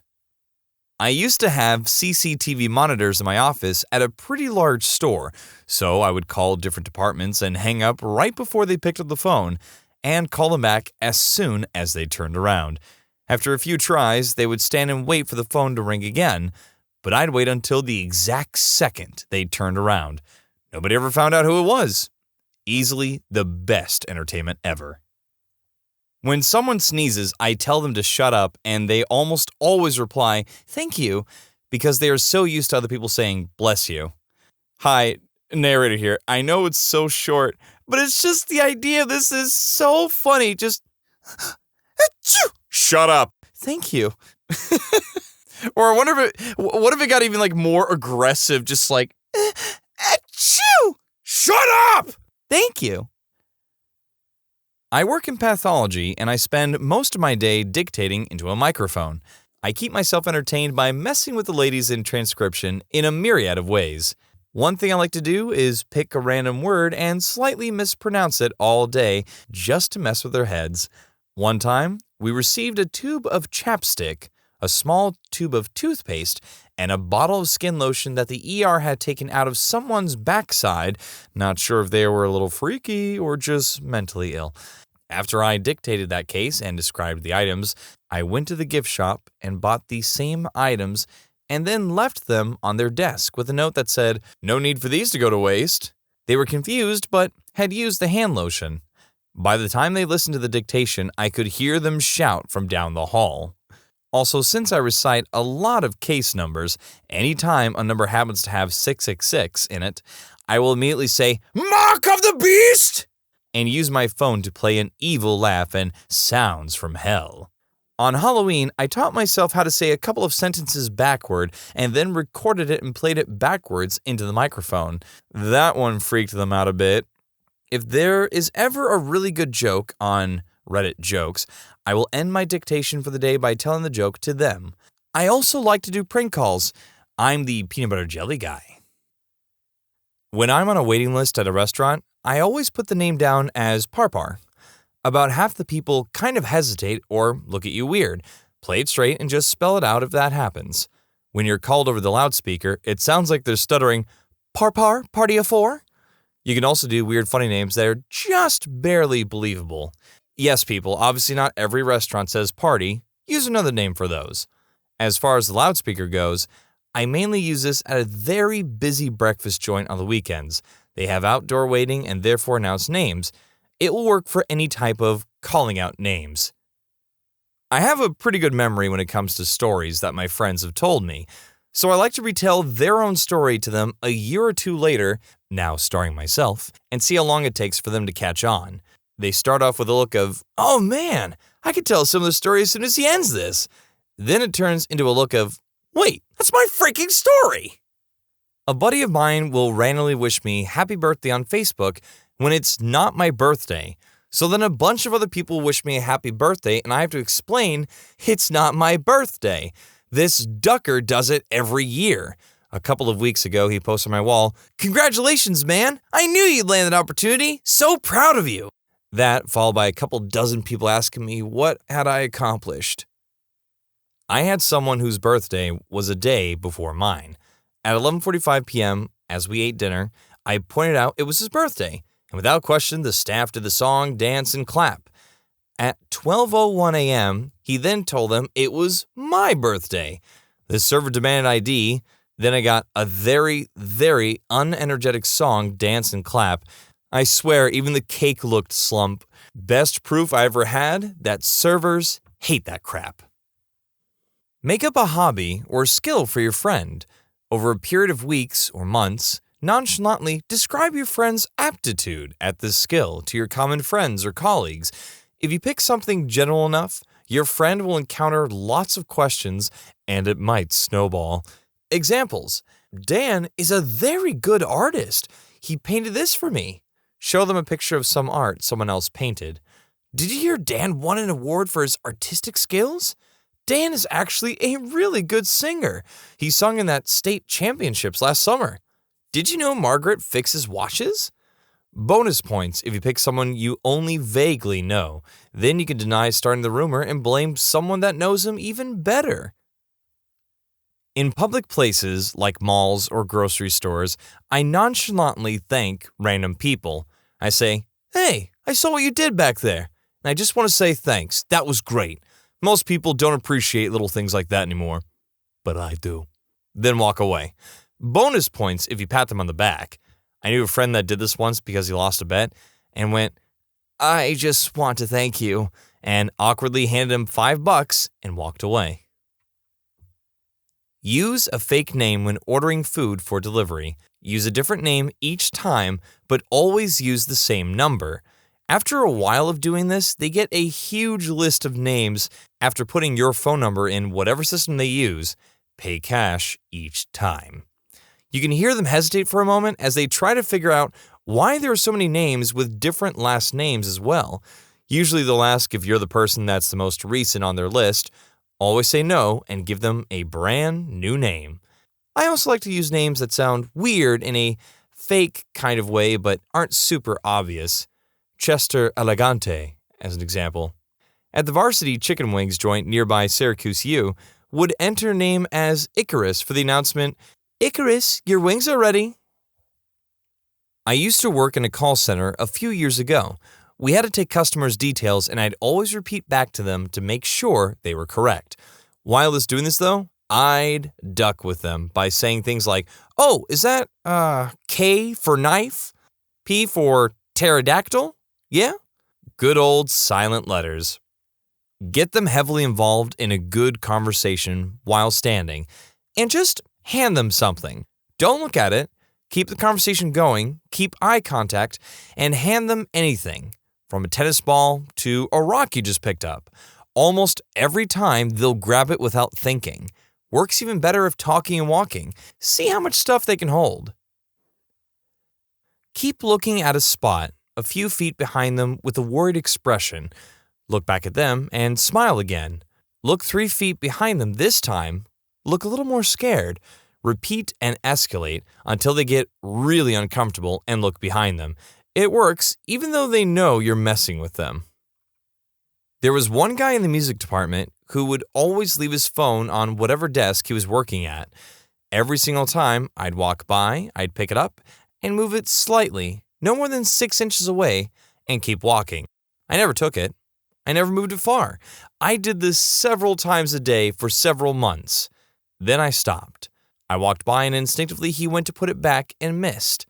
The look of shock on his face made my life. A family opened this small local theater and we went a couple of times during October and watched Annabelle and Nightmare on Elm Street. After everyone got deep into the movie, the staff would sneak up behind us, dressed in black, and duck with us pretty hard. Their kid crawled as fast as he could down the row seats and rubbed up against our legs. That was the best one. It was freaky, but hella fun. I don't know, man. I think that would be kind of crazy to send your kids into the dark theater to mess with people as they're watching a scary movie. What if somebody stomped their foot down to the child going, "No, not today, Annabelle! Grr!" No, please. I didn't mean to. That's a lawsuit waiting to happen. Why would you do this? No! Stop! I had a roommate in college that rarely went out to drink, but when he did, he got completely trashed and usually ends up having no recollection what had happened. So whenever we would be drinking together, I take a handful of leaves from outside and hide them in his room in places like under his laundry pile, under his bathroom sink, in his jacket pocket, toaster, in the closet, etc. He still thinks he has a leaf hoarding habit whenever he goes out to drink with us. Wait, you had a toaster in your closet? I saw this on another thread. Can't remember the name of the hilarious person who wrote this, but start out with a subtle lisp when talking to someone you usually see on your own and when others aren't likely to be around when you speak to them. Over the coming weeks, make the lisp more prominent until you can barely be understood by that person. When it has become so bad that they cannot at all understand you, just drop it. Start talking normally again. The guy who's been trying to figure out what you're saying will be so confused. If he asked about it completely, deny it. Act baffled each time he brings it up. Bonus points if he starts asking other people. For example, Steve and Jerry, starting with Steve. "Hey, Jerry, you know the guy from accounting?" "Yeah, dude, what about him?" "You've heard his lisp, right? He's not got one anymore." Jerry gives a weird look. "Dude, he's never had a lisp. I don't know what you're talking about." Steve will be completely mind-ducked. You could also apply this to having a weird accent that suddenly drops. Not a real accent, just a really weird, unrecognizable accent that nobody can figure out. I really love bananas. I take a couple with me every day to work for mid-morning snacks. I decided to make it a habit of taking a break every time I was eating one to stroll over to a coworker's desk, chat with her while eating, and throw the peel into her garbage bin before walking back to my desk. She would deal with the smell for the rest of the day. It took a week before I got a, "If you throw that in there, I'm gonna end you."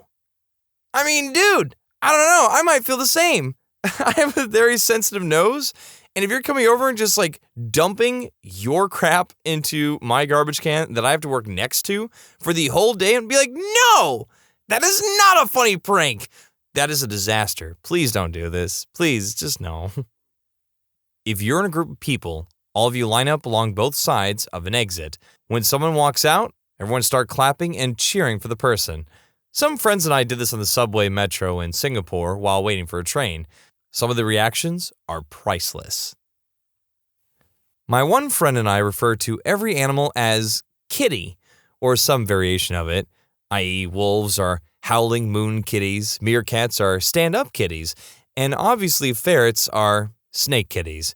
We often ducked with people, like one time when I insisted that this girl's gross dog was a slobber kitty.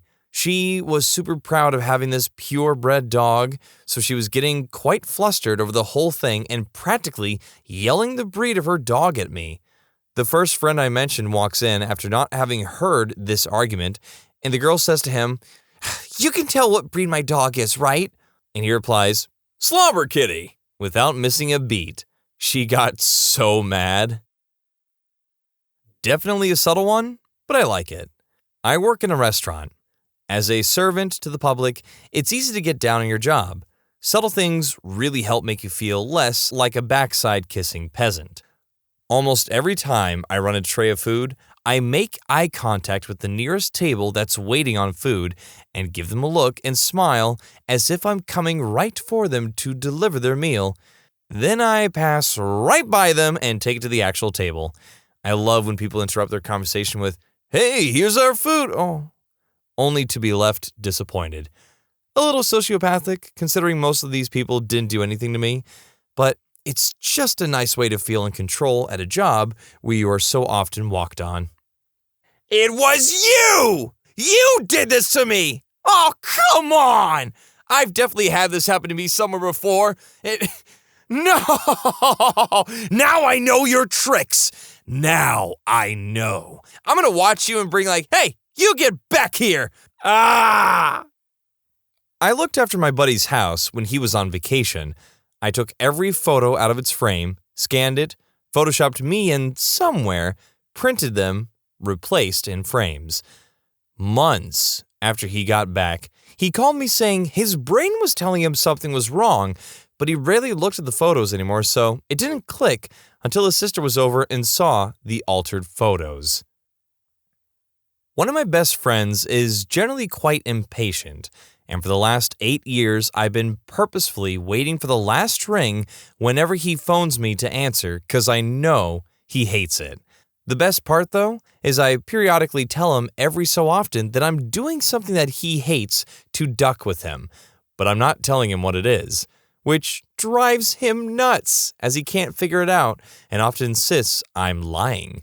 I do a bunch of things to mess with him, but this is my fave as it's the longest running, lowest effort, mildest inconvenience that gets maximum annoyance.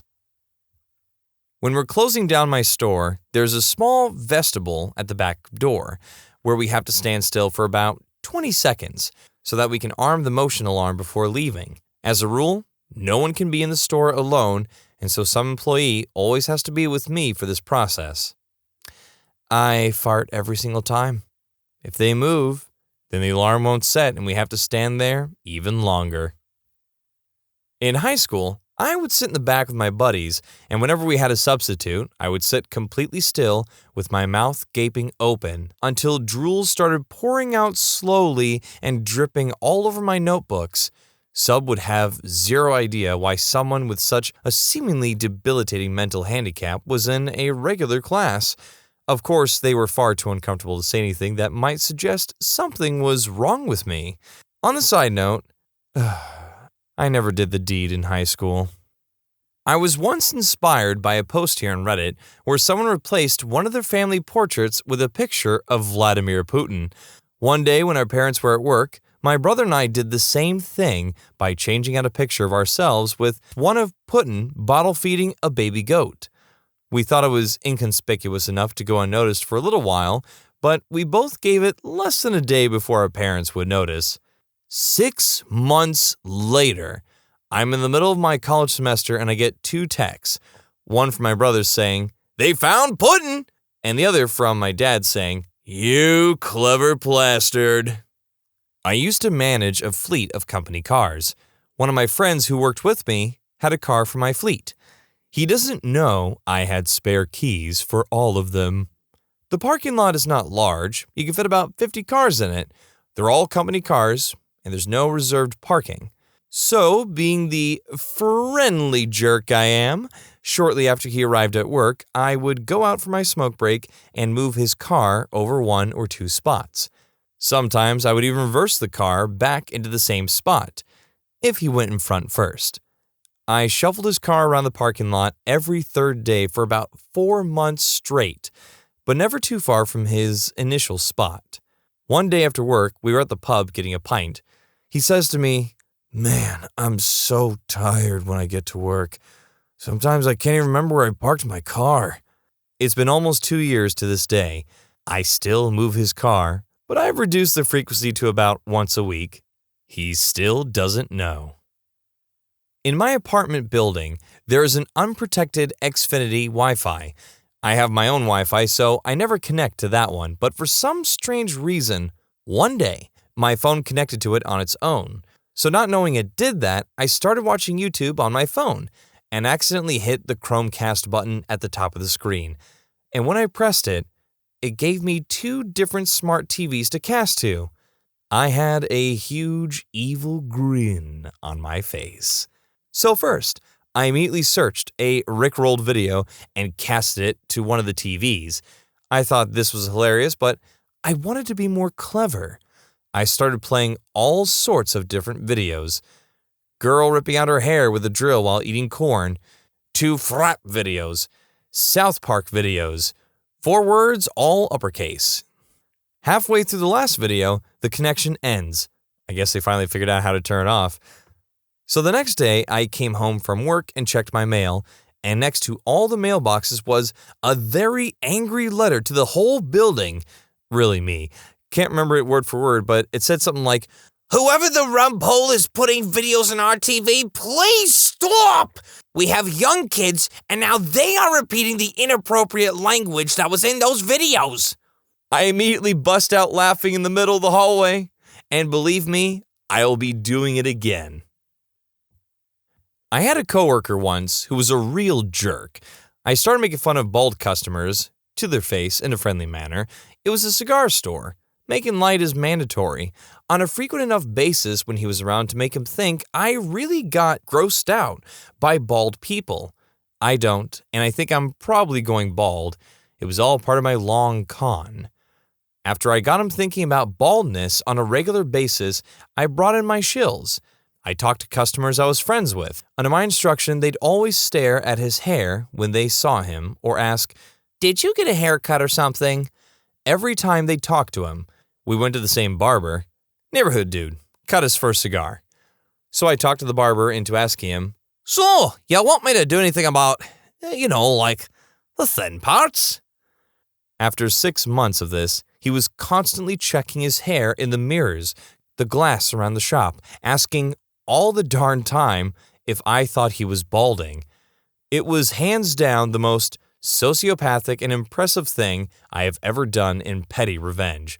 It was like a total of 9 months of work, involved half my customers and eventually the owner of the store. He had the thickest hair I've ever seen. People complimented him on it. But that jerk farted in my face one time while I was eating quiche, and you don't duck with a man's quiche. Wow. So this man literally went Liam Neeson on this. Like this guy just like walking around and just being dumb. Be like, "Ah!" And he just looks up, his quiche ruined. "Darn you. I will remember this day. Revenge is best served cold. Just like my quiche, which is now cold and smelly." What film made you say, "Holy crap, there's still 50 minutes left"? The Sound of Music. They get married and I said, that was a nice ending, and my wife says, the Nazis haven't even arrived. Some people don't realize that The Sound of Music actually had an intermission, and they only watched half of the movie. I literally had no idea there was a second VHS tape until this Reddit thread. Maybe we bought it used because I only remember seeing the first half. The Sound of Music had Nazis? I must have only seen the first half as well. Pearl Harbor. There's a climactic attack on Pearl Harbor. It's explosive and tragic, some people getting hurt or worse, and then the movie slows down and keeps going for another hour. Ugh. Pearl Harbor is a 2-hour movie squeezed into 3 hours. Roger Ebert. The Batman. I know people love it, but I found the movie extremely boring and almost fell asleep.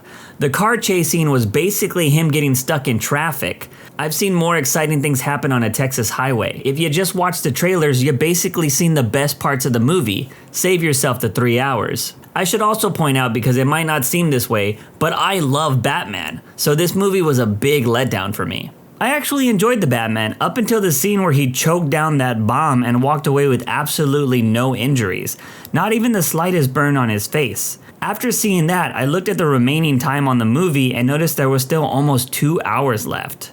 You know, that opinion isn't as controversial as the OP might make it seem. I think after Nolan did the realistic Batman in the Dark Knight trilogy, we didn't need to see that again. For me, it's Titanic. Back in the 90s where VHSs were still a thing, Titanic the movie was split between 2 VHS tapes. The first being all about the onboarding and the love story, while the second finally had the iceberg hit and sinking after spending all of what felt like another hour on the love story. I would always doze off before the second VHS tape got entered. My family eventually stopped playing part 1 and we would just go straight to part 2 whenever we decided to watch Titanic again.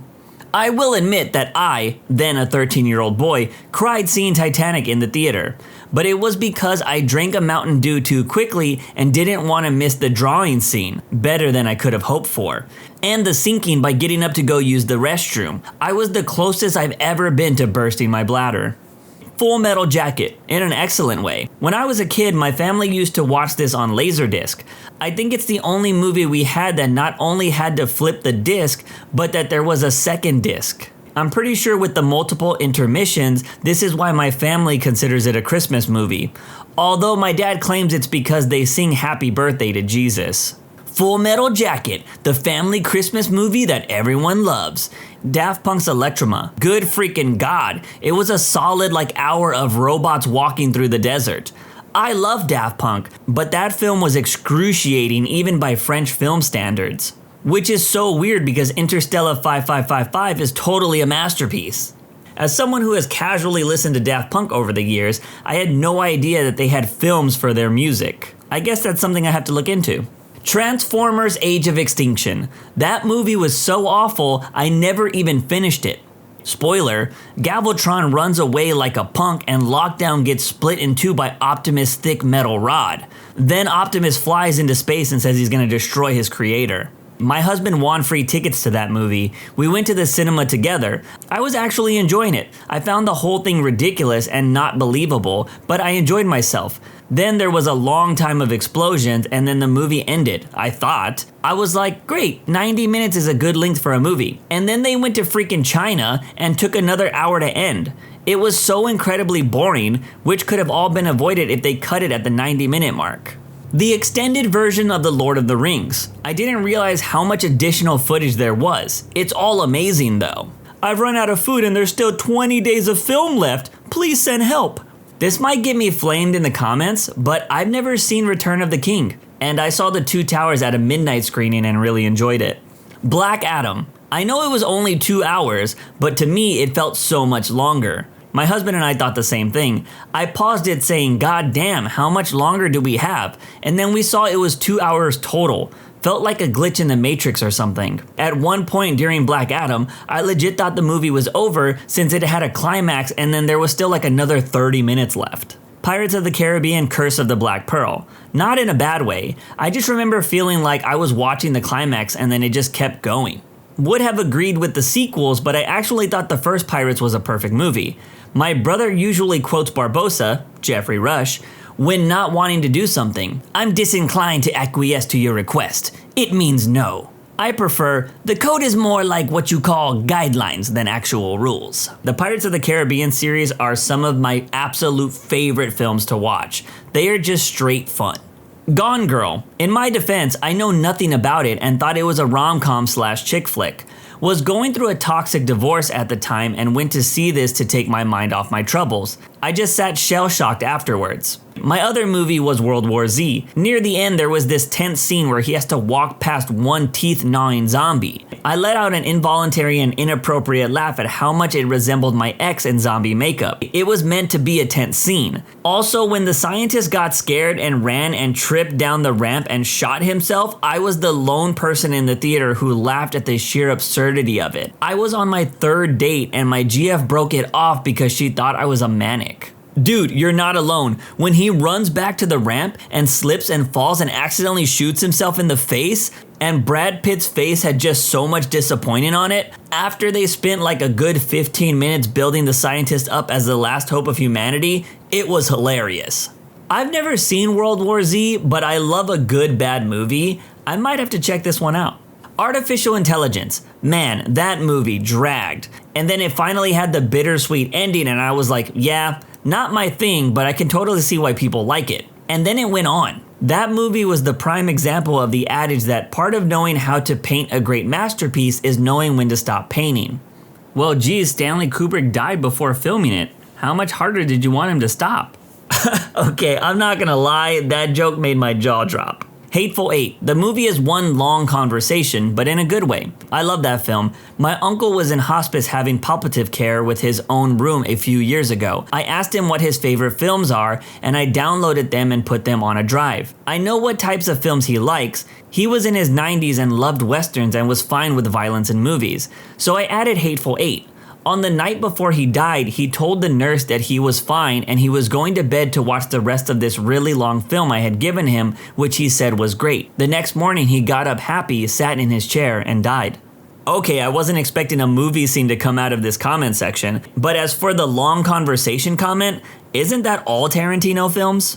Wonder Woman 1984. Can't believe I'm not seeing this mentioned already. I remember checking how long was left and saying, Jesus Christ, for real? When there was nearly an hour to go. We really enjoyed the first one, so we had a big family movie night, not something we do often, and dragged everyone in to watch the sequel. It was really disappointing. Every film ever since the internet destroyed my attention span. Honestly, one of the best parts of going to a theater is the fact that the social code of the setting forces you to disconnect. It's too easy to check your phone and get distracted by life when you're watching a movie at home. Hell, I've made it through stinkers in a theater I definitely wouldn't have if I was watching them on Netflix or Hulu. I'm looking at you, Jurassic World Dominion. Everything Everywhere All at Once. Once it hit the second half, I had no idea where it was going or how it was going to resolve in a satisfying way. But it did, and is now one of my favorite movies ever. I still want to watch that movie. It looks pretty awesome. Spicy videos after those first 2 minutes. Black Panther Wakanda Forever. It's just a lot of filler. At least the title of the film is honest. The brand new Puss in Boots: The Last Wish, in a good way. Rented the movie and was blown away early on, and seeing more time had me excited to see it through. Really glad to see DreamWorks doing well, and I recommend for others to watch it. This movie has to be one of the most go-watch word-of-mouth movies in such a long time. I constantly hear people mentioning this movie, and I thought it was gonna be something that people would pass over. Batman v Superman: Dawn of Justice. When Bats and Supes are done fighting, and you know the fight with Doomsday was still going to happen, the name of the movie was the first clue that it was going to be an overly long slog. They could have made the whole Doomsday topic into a separate movie, but nope, gotta combine it with the literal god going against a guy wearing a Coke can. I don't care what anyone says about BVS, it gave me the best Batman fight scene of all time, so I will always stand up for that movie. That Batman was so much more entertaining than realistic Batman. The new Elvis biopic. I wasn't a fan overall, but holy hell, they could have cut 30 to 40 minutes and ended up with the same film. The film had too much dialogue as well, needed a little less conversation and a little bit more action. The only scene I've seen from that film is the "he's white" scene, and it's only because it became a meme on Twitter. Star Trek: The Slow Motion Picture. The Matrix 4, didn't finish it because it was too boring. I had to watch some parts of it again because I literally slept halfway through it, and I'm a Matrix fan. I'll be honest, that movie tried to be so meta, it felt like it was a parody. A History of Violence, in a good way. What seems like an ending to a typical good movie happens about halfway through the runtime. I was really stunned and excited to see where it went next. Twilight, the tree scene almost made me chuck my laptop across the room. They are so terrible that they loop back around to being fun. If you have a group of friends who were really into Twilight in middle school or high school, it forces you to relive your younger cringe self. I thought it couldn't be that bad. Surely my early 20s self wasn't that bad. Oh god, the cringe was next level. My friend and I had a great time though, binging the films over a weekend and drinking. I remember that one close family friend that took me to see it in theaters. I think I was 13. Anyways, I remember her sitting there and laughing at how horrible it was, and the teenage me was so offended. I still haven't seen those films, and I'm not sure if I ever will. I do love the lore of these movies inspiring the writer of 50 Shades of Grey though. That Zack Snyder Justice League movie. Was all excited to see it, and then about 2 hours in, I was checking how long I had left. It was about an hour. I never finished it. I think he made a good choice to have it broken into parts that had their own little title screens. It's like going to a theater and having an intermission. Shame it felt like, I might as well get through this, rather than, oh boy, can't wait to find out what happens next. But I'm glad Snyder took out the part where the Flash accidentally motorboats Wonder Woman. You know, the classic scenario that seems to pop up in Whedon movies, or at least in superhero movies. I remember it happening between Bruce Banner and Black Widow in Age of Ultron as well. I will never watch that movie again. After the 2 hour mark, I couldn't believe that there was still 2 hours left. Also, every time Wonder Woman showed up, she went into slow-mo and they played her music. It got so freaking annoying. Thor, Love and Thunder. When we saw how much time was left, we just shut it off. Fun fact, I think Thor Ragnarok is the worst MCU film. I know people won't agree, but when Bruce Banner says he's going to show who he is and then jumps off the plane to bounce off the bridge, I wanted to break my TV. Every character morphed into a child in that film. Gangs of New York. Don't get me wrong, it was a great flick, but holy crap, it dragged on. The Return of the King. It had a lot of endings for all the things it had to wrap up, and I mistakenly bought the extra large Pepsi. I also have to say Lord of the Rings Return of the King. Throw the bloody ring in, Frodo, for God's sake. The whole cinema clapped when he finally did it. When I saw it in theaters, I started gathering up my stuff 4 separate times thinking we were at the end. When it did actually finally end, I just sat there, thinking it must be a trick and I will not be fooled into putting one arm into my coat sleeve again. The Last Jedi. I was ready to leave after the space battle and thought the ships were going down to the Red Sand planet and that was going to be the credit roll. The Casino Planet side quest took forever. I'm one of those people that actually like the film only because it didn't feel like a repeat of other Star Wars films. In a good way, Saving Private Ryan. The Normandy sequence is like 30 minutes and then the rest of the movie is like 50 minutes.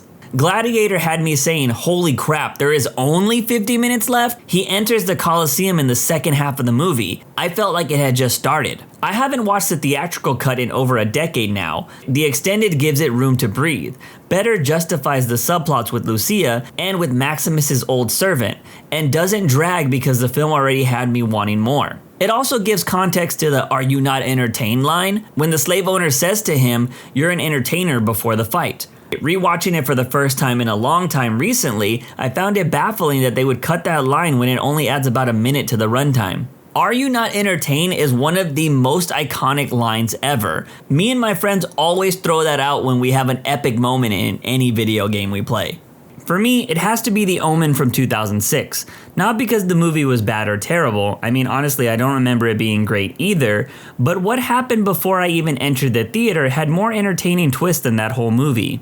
At the time, I wasn't able to legally get into an R-rated movie alone, and I was supposed to watch this movie with a bunch of friends. Well, all of my friends managed to get into the theater and I was still stuck outside.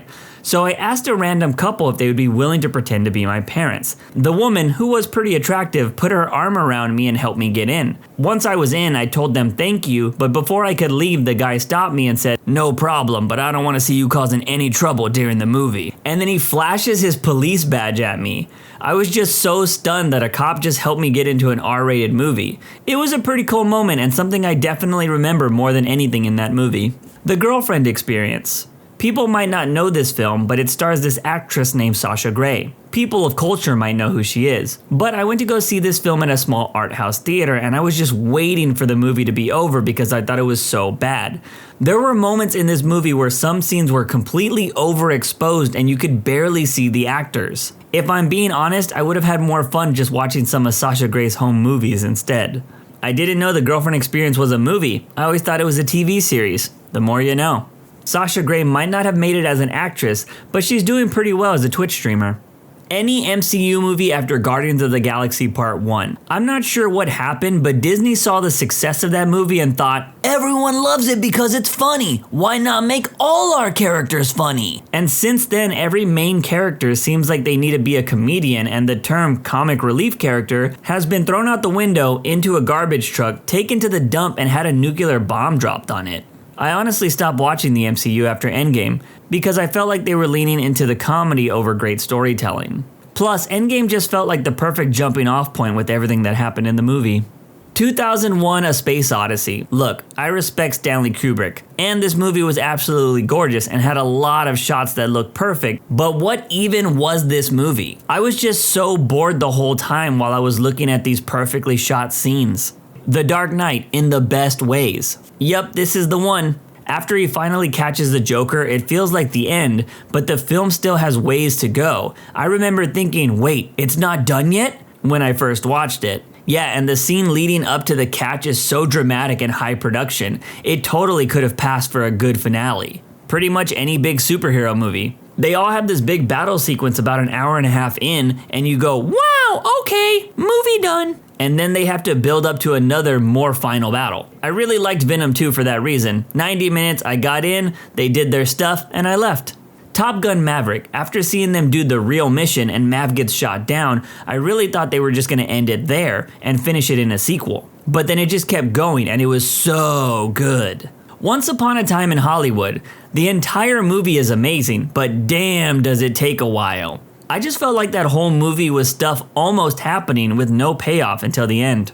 Cruella. Not 50 minutes, but I thought the movie was over when she visited the fountain and delivered the monologue to her mother. Then it still got better.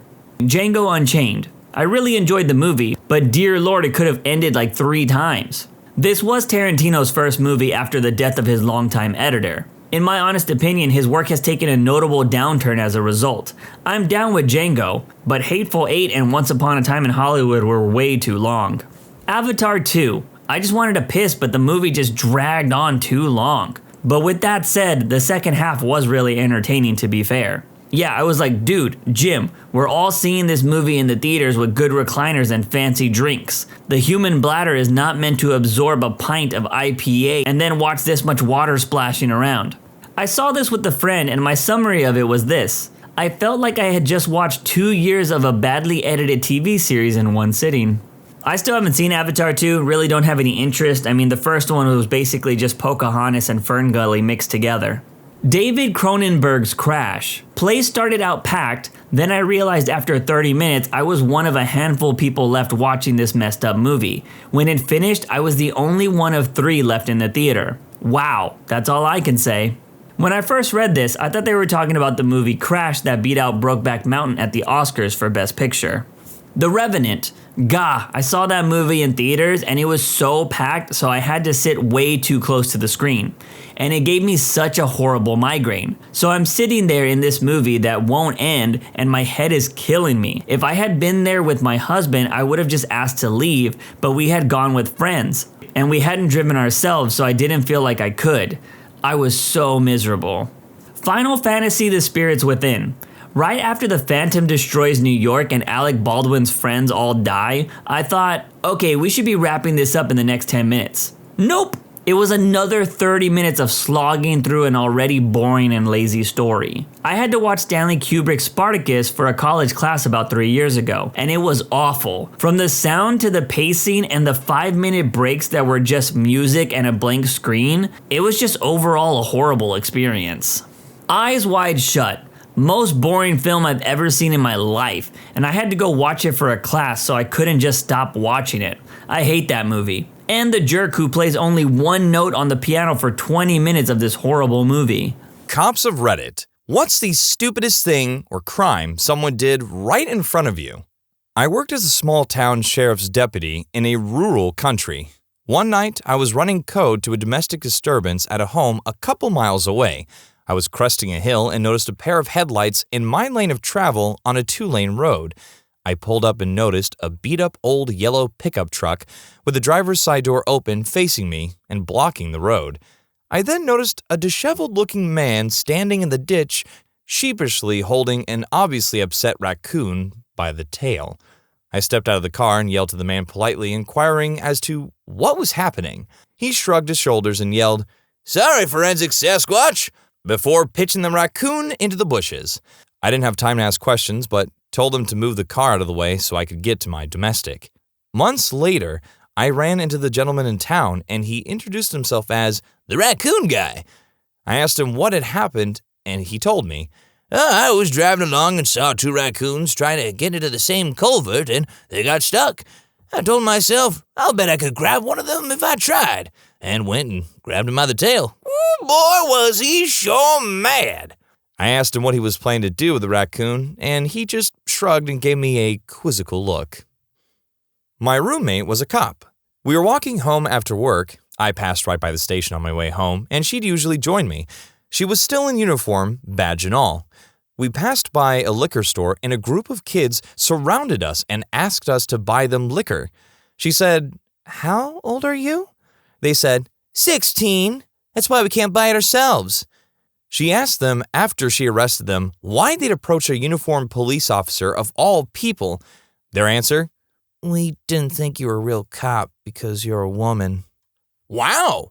So these children must be very educated. Someone please cue the Curb Your Enthusiasm theme song as they're all just being arrested and handcuffed behind them. Bum, bum, bum. You kids are dumb and you're going to jail. You're going to be in juvie with the record. Oh, geez. So many. Probably the guy who asked me how much illegal substances I wanted to buy. I was in full uniform, but he was looking down, counting the rocks in his palm at night. I laughed and said, "I'll take all of it." He said, "That's going to be like $50 then." As he looked up at me, realizing the error in his ways upon seeing me, he ate them all. He got out of going to jail right then, but got a warrant for destroying evidence and a ride to the hospital to have his stomach pumped. So, kind of worth it for him, I guess. We just went through this literally last time. Bum, bum, bum. You're not going to jail, but you're going to go in the hospital having your stomach pumped because you are stupid.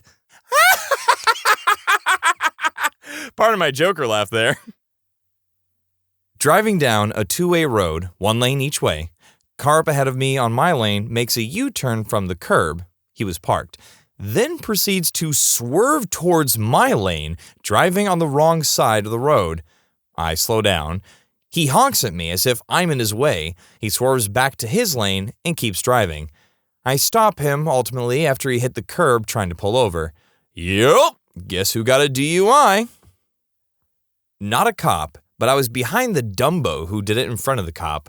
Near my mom's house is a bunch of horse property, so it's normal to see guys go by on their horses. I was behind a black SUV and see a police car parked facing the street. The Dumbo in the SUV slowed down just to veer closer and rev his engine at the horses.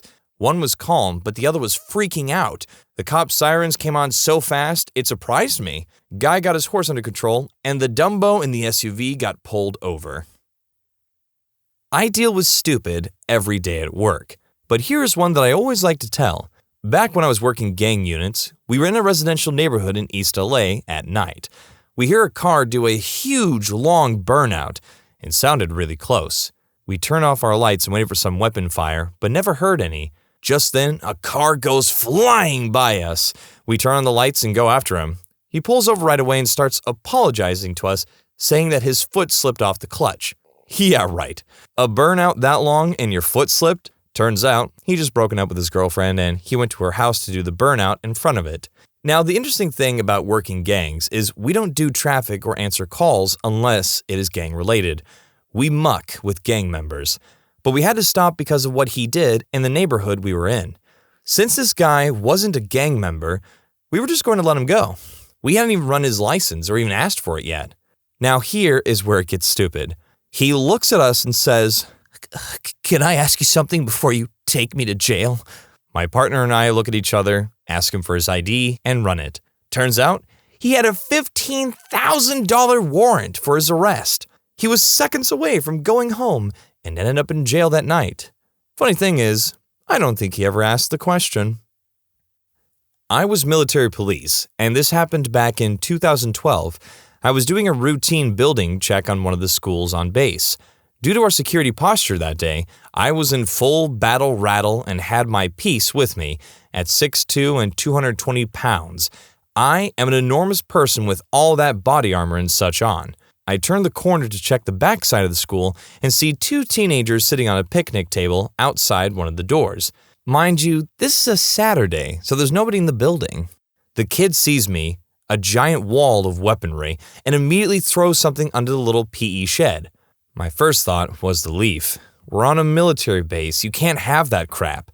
So I asked the kid what he just threw, and he immediately starts crying. The girl he was with had such a bewildered look in her face at the sight of him breaking down like that. Admittedly, I was also a bit surprised. The girl was 16 and the guy was 15. She told me that it was just a cigarette, so I made the boy fish it out from under the shed. Sure enough, it was just a Camel Crush cig. Not even broken yet. "Are your parents home?" I asked the boy. He shook his head. "You live on base, right? Go smoke these in your dad's garage. It's Saturday anyway. Why are you here in school property? I'm not going to arrest you." Suddenly he stopped crying and started praising me for being the coolest cop ever and thanking me for not bringing him in. As if smoking a cig was a huge deal on a military base full of nuclear weapons.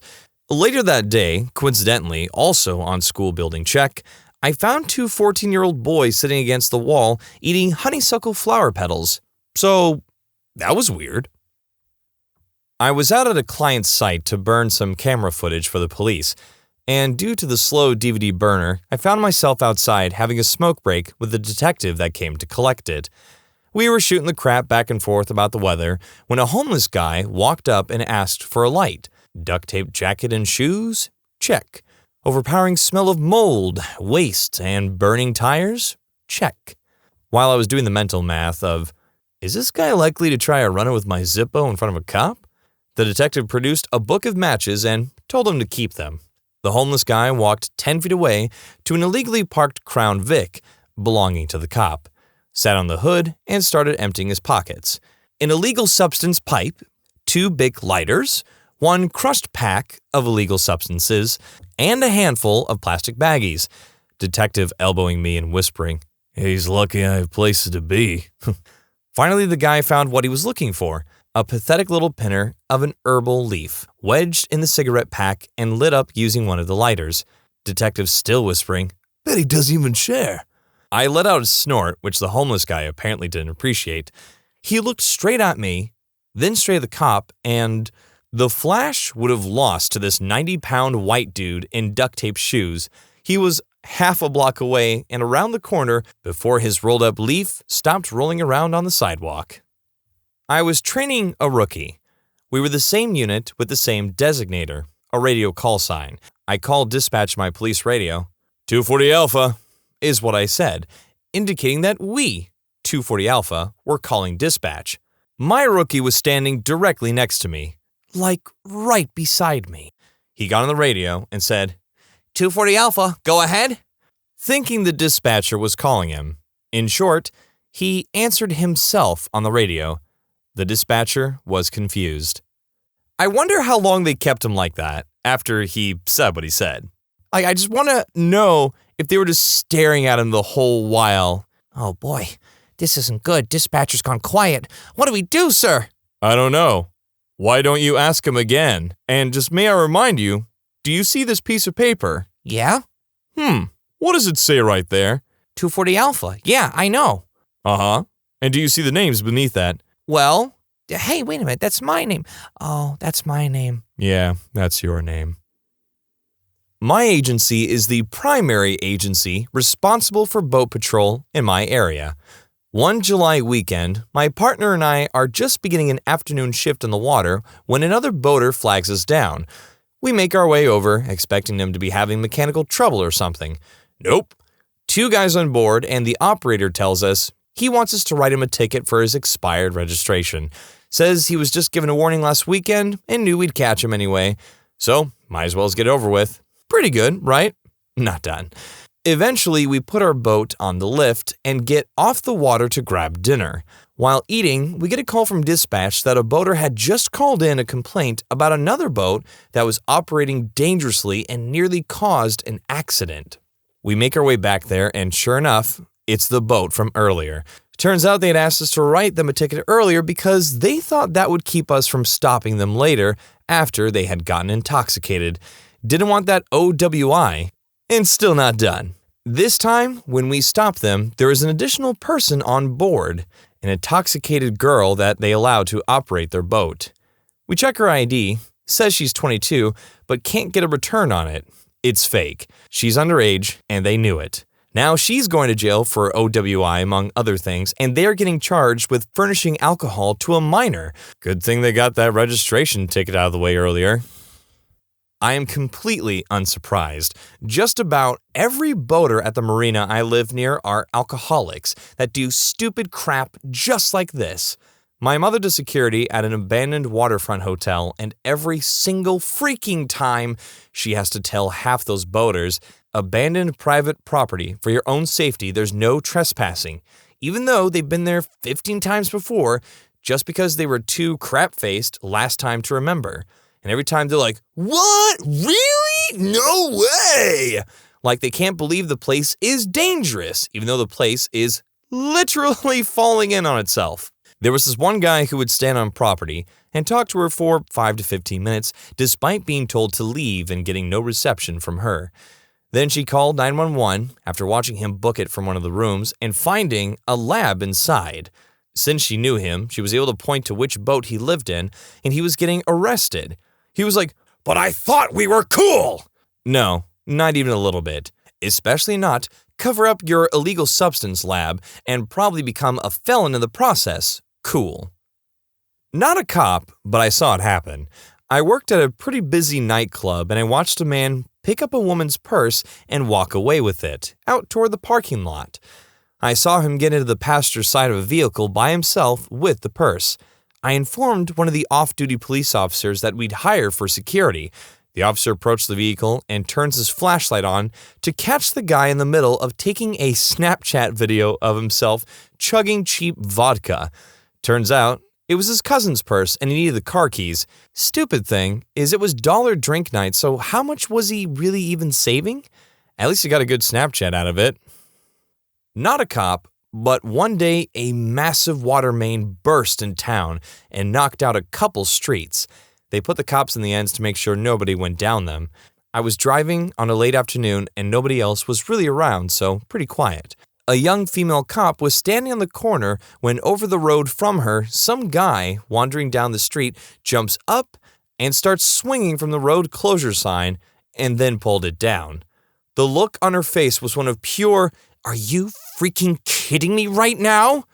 Drove off before anything else happened, but I imagine that went poorly for him.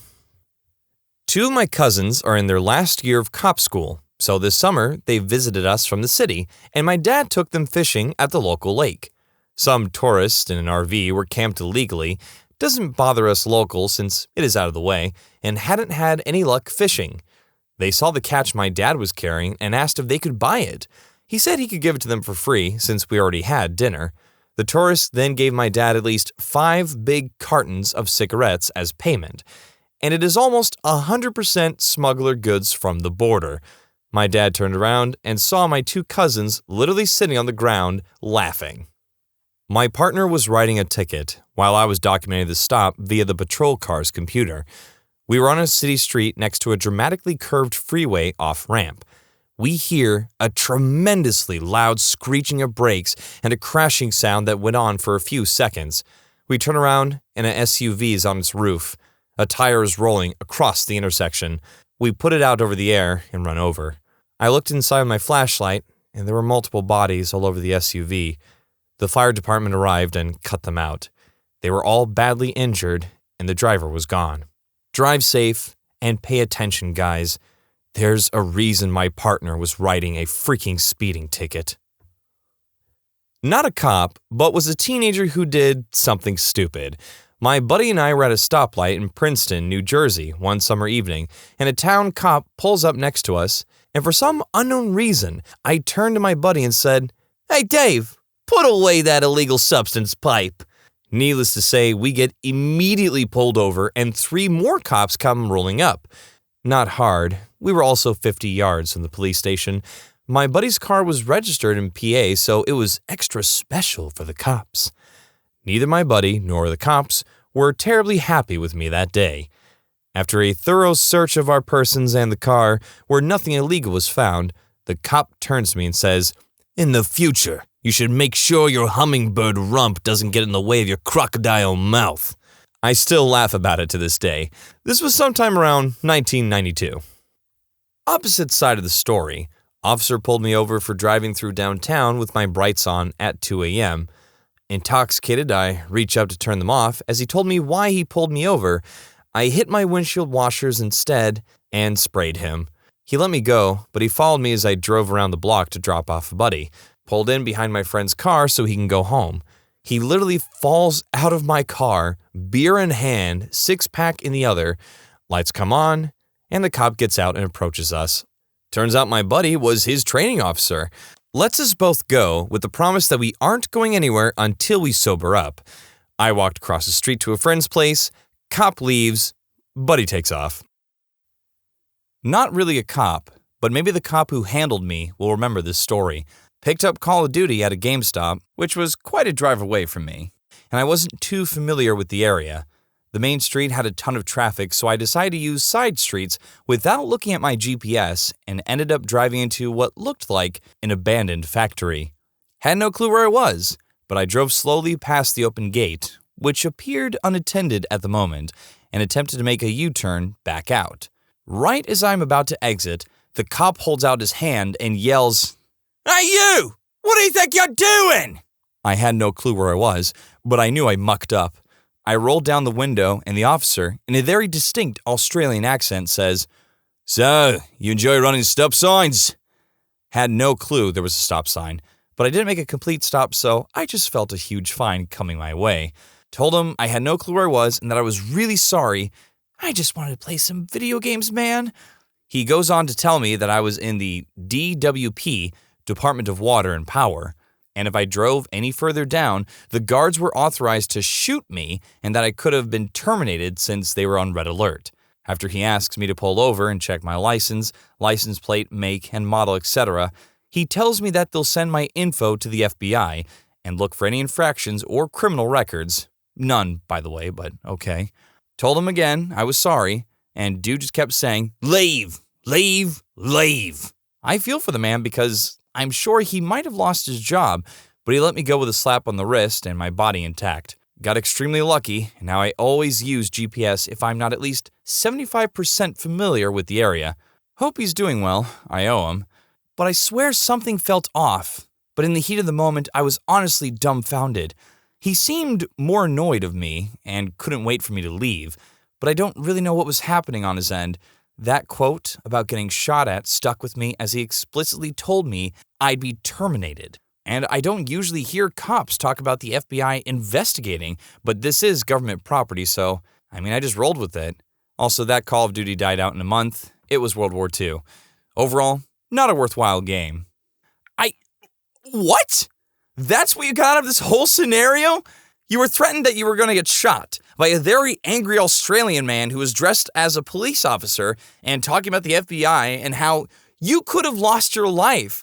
But the last thing that you threw in there is, well, the worst part is that Call of Duty sucked. What? I would say I'm just glad that you're alive. As a teenager, my friend and I were jaywalking. We got to the center divider when a cop drove by, then made a U-turn, and we stupidly started running and ran up into a parking structure. We were on the roof when 3 cop cars came up, surrounded us with weapons drawn, telling us to put our hands up.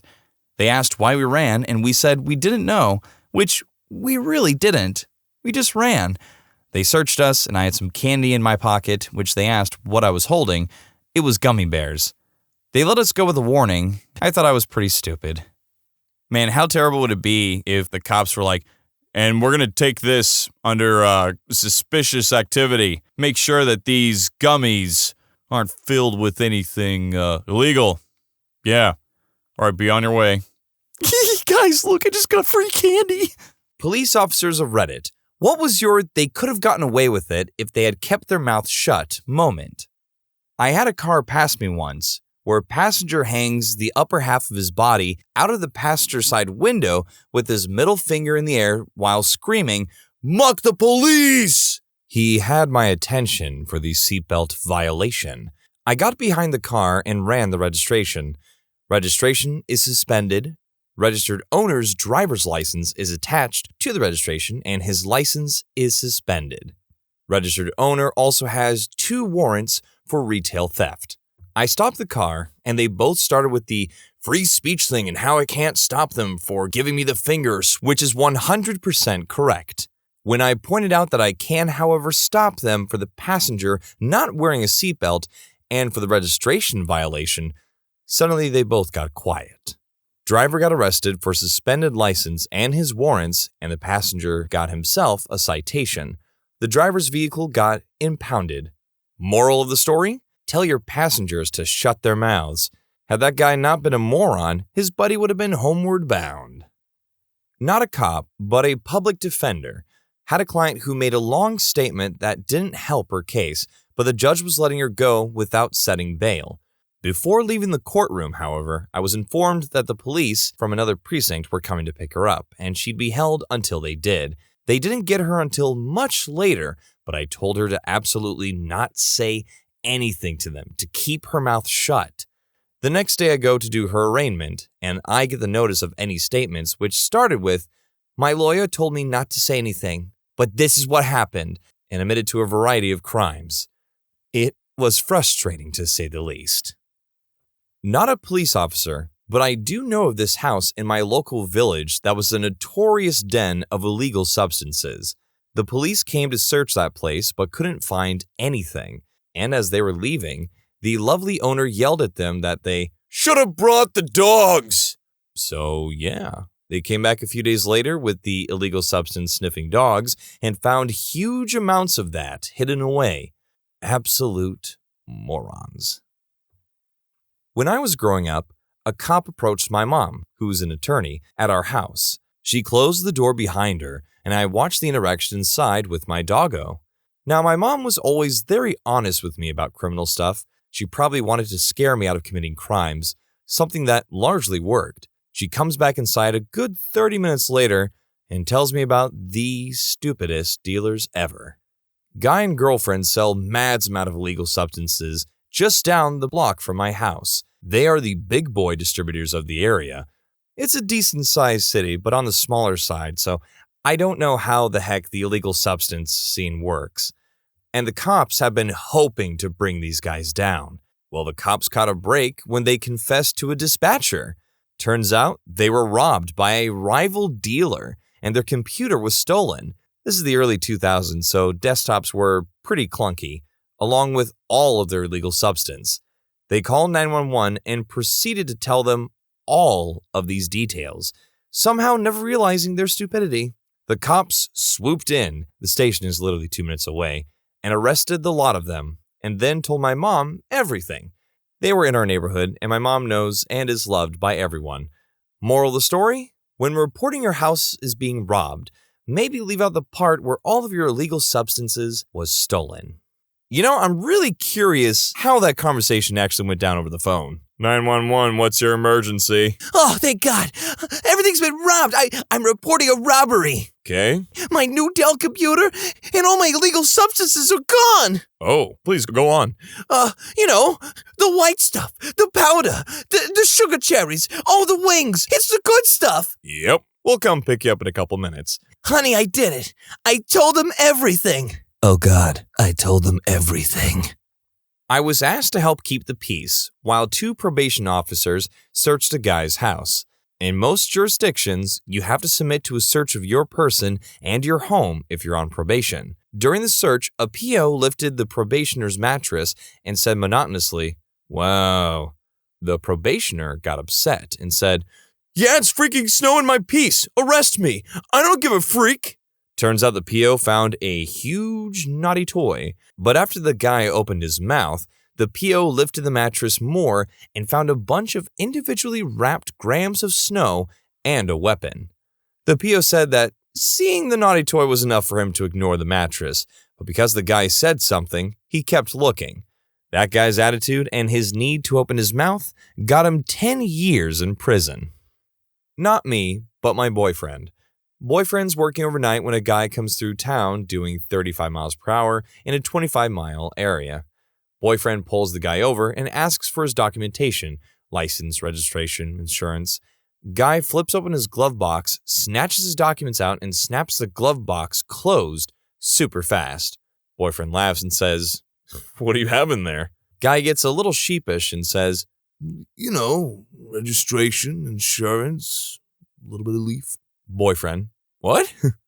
Guy coughs and says, "Registration, insurance, and a little bit of leaf." Boyfriend laughs again and says, Seriously? Can I see?" Guy got a slap on the wrist for being honest and having a very small amount. Currently watching live PD, and the guy told the officer, I have caffeine pills in my back pocket. Gets them out, puts them on the hood. Everyone's chill. The dude then comes clean and says it's Molly, and the officers look at each other and go, "Do we even have a test kit for that?" Other officer says, "No." Dude's face just shows he should have kept his mouth shut. I saw PD as well, ironically in my hometown, where a woman pulled off the highway unnecessarily with another car that the cop initially intended to pull over. She mentioned to the cop that she wanted to have a few words with the other vehicle because they were being rumpholes and trying to race her. This is why the cop pulled the other car over, because they were speeding. Anyways, officer tells her no and that she needs to leave, and that it would not only be unsafe, but also illegal if she got out of her vehicle like that on the side of the highway. She says, okay, whatever. Cop proceeds to speak with the other vehicle, and she is still parked there, now yelling out her window at the other vehicle. Both the cop and the people are laughing, and he still does nothing. Cop goes to write the speeding ticket, and this witch gets out of her car and approaches the other vehicle. He finally freaking cuffed her and put her in the squad car, all the while she's complaining that it's completely unfair, was completely dumbfounded. Okay, so we had a DUI accident where a guy kept driving straight into the woods into a tree because his GPS was predicting a future street. He walked back to his hotel room and left his check and papers in the car. So we go to the hotel and go to his room and knock on the door. He did not have to answer, but he did. He was pretty clearly intoxicated. I asked him if he had anything to drink since the accident. He did not have to answer, or he could have told us that he drank after the accident. He said, "No, I haven't had anything to drink since the accident." And where I'm from, you have 24 hours to report a property damage only accident, so it wasn't even a hit and run. So, as I'm locking the guy up, he tells me he's a lawyer. I told him, I hope you're not a defense attorney. But in his defense, he was intoxicated. I can respect that. A man who follows his GPS, his Siri, all the way to the end. Turn left. But, Siri, that's just the ocean. Are you sure that's the way to Disney World? Yes, turn left. Do it now. Okay, here we go. Yes, another one. When I was in high school, I liked to park in parking spots that cars had parked poorly into just as a muck you. One time, I was at a high school football game and a Jeep had parked like crap. He was nearly halfway into the spot next to him and parked at an angle. I was driving a 98 Chevy Silverado at the time, a big old pickup truck, and I had my brother help guide me into the spot so I was perfectly in the lines. That made it so the driver door was completely impossible to get in. I took a picture for the novelty of it and went on my way. When I got back to my car, The Jeep was gone and every panel on the passenger side of my car was keyed. There was an officer nearby, so I told him about it and showed him the picture. He told me there's not a lot they could do because there were no witnesses, but he'd give it a shot. He looked up their license plate, called them, and asked them if they had done it. They confessed and ended up having to pay $1,600 in restitution along with getting a felony. My friend was pulled over for not wearing a seatbelt while he was with a few buddies, gets handed his ticket, and the guy in the back seat says, "Am I going to get a ticket too?" Officer replies, "Well, were you wearing a seatbelt?" No." "All right. Can I see your ID?"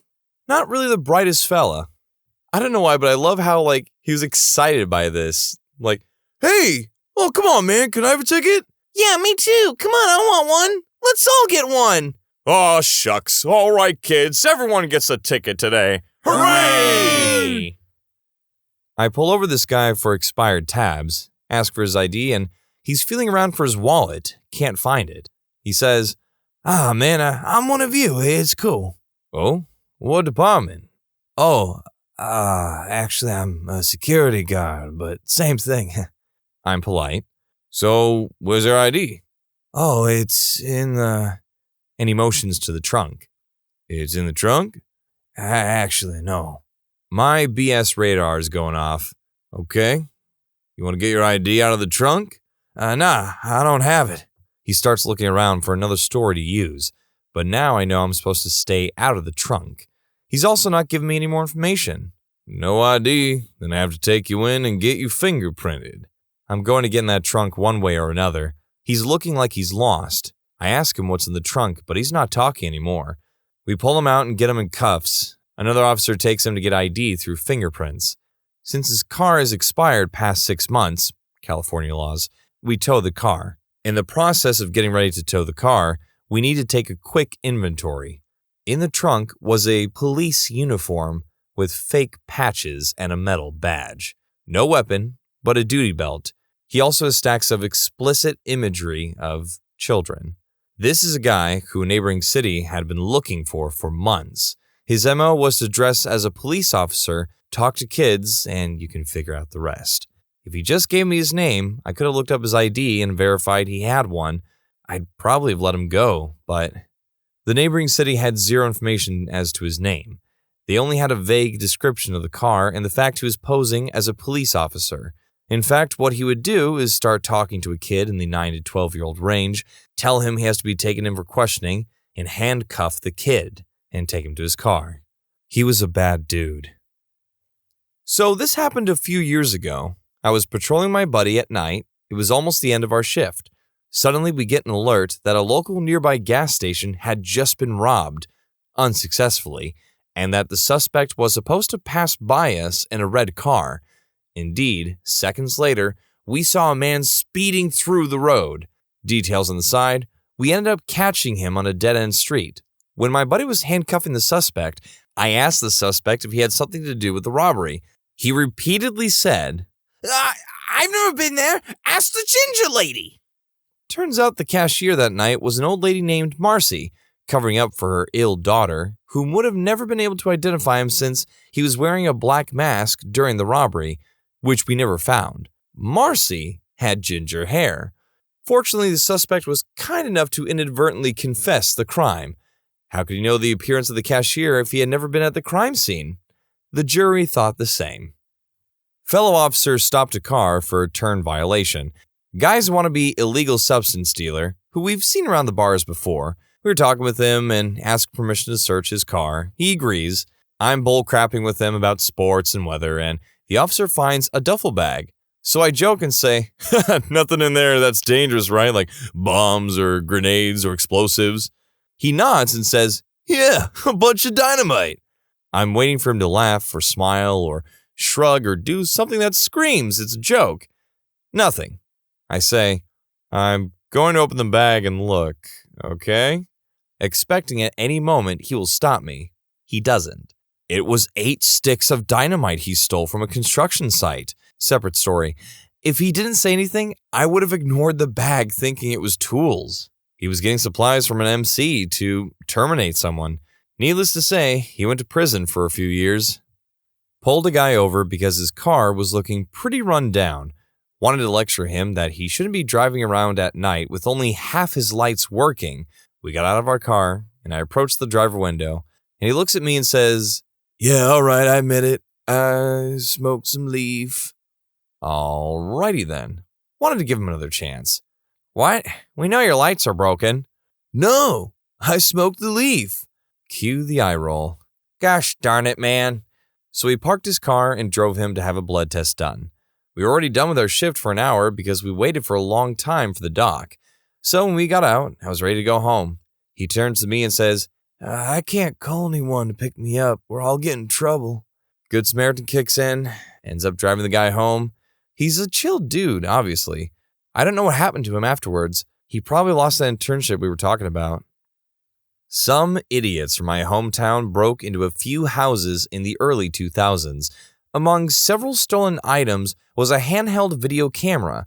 They proceeded to record themselves breaking into several more houses and posing back home with their haul. Several of the items, including said camera, ended up at pawn shops. Well, when the battery died, they didn't remove the tape. As is customary, the pawn shop found a compatible charger and watched the recordings. Copies of their fingerprints, IDs, and the video were turned into the police, and these morons went to jail. Almost everything from the videos was recovered from area pawn shops. Not a cop, but I have a buddy that is. Nothing too crazy, but he's had countless moments where he's tried to give people a break, or all they had to do was sit down and be quiet, but they end up talking themselves into jail. Recently had a dude he pulled over that was a bit over the limit for a DUI, but not too much, so he was going to let a friend pick him up instead of arresting him. Guy got to talking and basically revealed driving under the influence was something he did fairly regularly. A single mistake is one thing, but my buddy decided the best chance at getting him to stop would be learning the lesson the hard way. Not a cop. I had a roommate in college that was no friend of mine. He got in a fight at a bar and was kicked out. He tried to go back into the bar and got thrown out again, but a cop happened to be driving by the second time. The cop told him to relax or he was going to be arrested, and he told the cop to arrest him. The cop handcuffs him and puts him in the back of the cop car. Roommate then started banging on the window. Cop then recuffed him with his hands behind his back. Roommate's stupidity carried on for the next couple of months. He was supposed to go to court over the whole thing but didn't show up. Police showed up at his job, cuffed him, and brought him to court. Judge told him he would have just received a slap on the wrist, but he now had to send him to jail for a couple of days. He was scheduled to report to jail a week or two later, and he didn't show up for that either. By this time, he disappeared. I never saw the guy again. Not a cop, but a witness. During college, my friends and I would hang out outside and smoke hookah. Frequently, we would invite strangers who passed by to join, or campus police would casually chat with us as they made their rounds. So, one time, a group of freshmen walked past and asked to join. After about 15 minutes, the campus police car rolls up and the freshmen get visibly nervous. We tell them to calm down. The cops are chill. As soon as the cop gets out of the car, one freshman bolts and he makes it about 20 feet before the cop tackles him. We all clap and heckle the kid. Upon searching him, the cop finds a bunch of leaf. Then he says, "You realize prior to running I had no reason to be suspicious? I just wanted to talk to my friends over there," and points at us. The cop ends up writing a ticket and sends him off. In college, after an early football game, we had a large group at my house. We were planning on partying, but there was a really good game on, so everyone was just sitting around watching the game. We were about 50-50, underage, ages 20 to 22. There were a few people who had beers, but the drinking had not started. People were flowing in steadily, and I guess the neighbors saw the amount of cars and called the cops to file a noise complaint at 7 p.m. There was a knock at the door, and someone said, "Come in." In walks a cop. I surveyed the room to realize everyone who had a beer was over 21, except one. Just as the officer was about to speak, she takes off and dives from the couch to behind the kitchen counter. The cop pauses, shakes his head, said there was a noise complaint, but he had been sitting outside for 10 minutes and hasn't heard a word. Said to enjoy the game, looks at the kitchen, shakes his head again, and walks out. Luckily, I lived in the town next door to the college, or it would have been a rough night. This situation came from a friend of mine. So we lived with 3 other guys in a 4-bedroom apartment. One day, when only one roommate was home, the police came knocking. They asked if they could come in and search for suspected illegal substance usage. Here's where I should mention the roommate who was home was kind of an oblivious shut-in who spent most of his day playing World of Warcraft or Magic the Gathering in his room. So of course he says, "Sure, come on in," having no idea what his roommates have been up to. In room 1, they find nothing, as that was the oblivious guy's room. Room 2, they find a personal bag of leaf. Room 3, they find a pipe. Roommate 3 didn't smoke, but he and roommate 2 played video games a lot, so it belonged to roommate 2.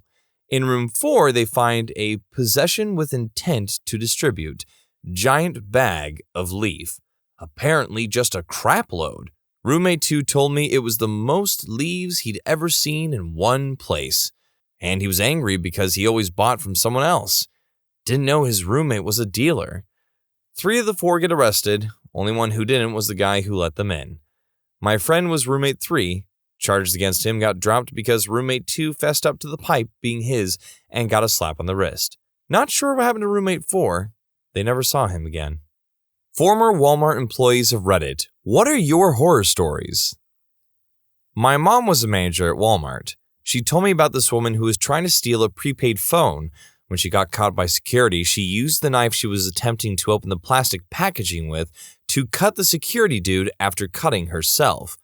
She then went on to scream at him that she has an infectious disease and now he's going to have it for trying to stop her.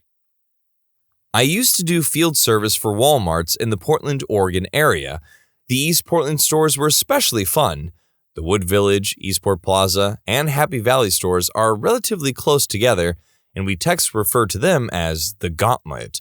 The Eastport Plaza store was especially active, and we nicknamed that one the Thunderdome. Every visit, we would witness an arrest or something more exciting or disgusting.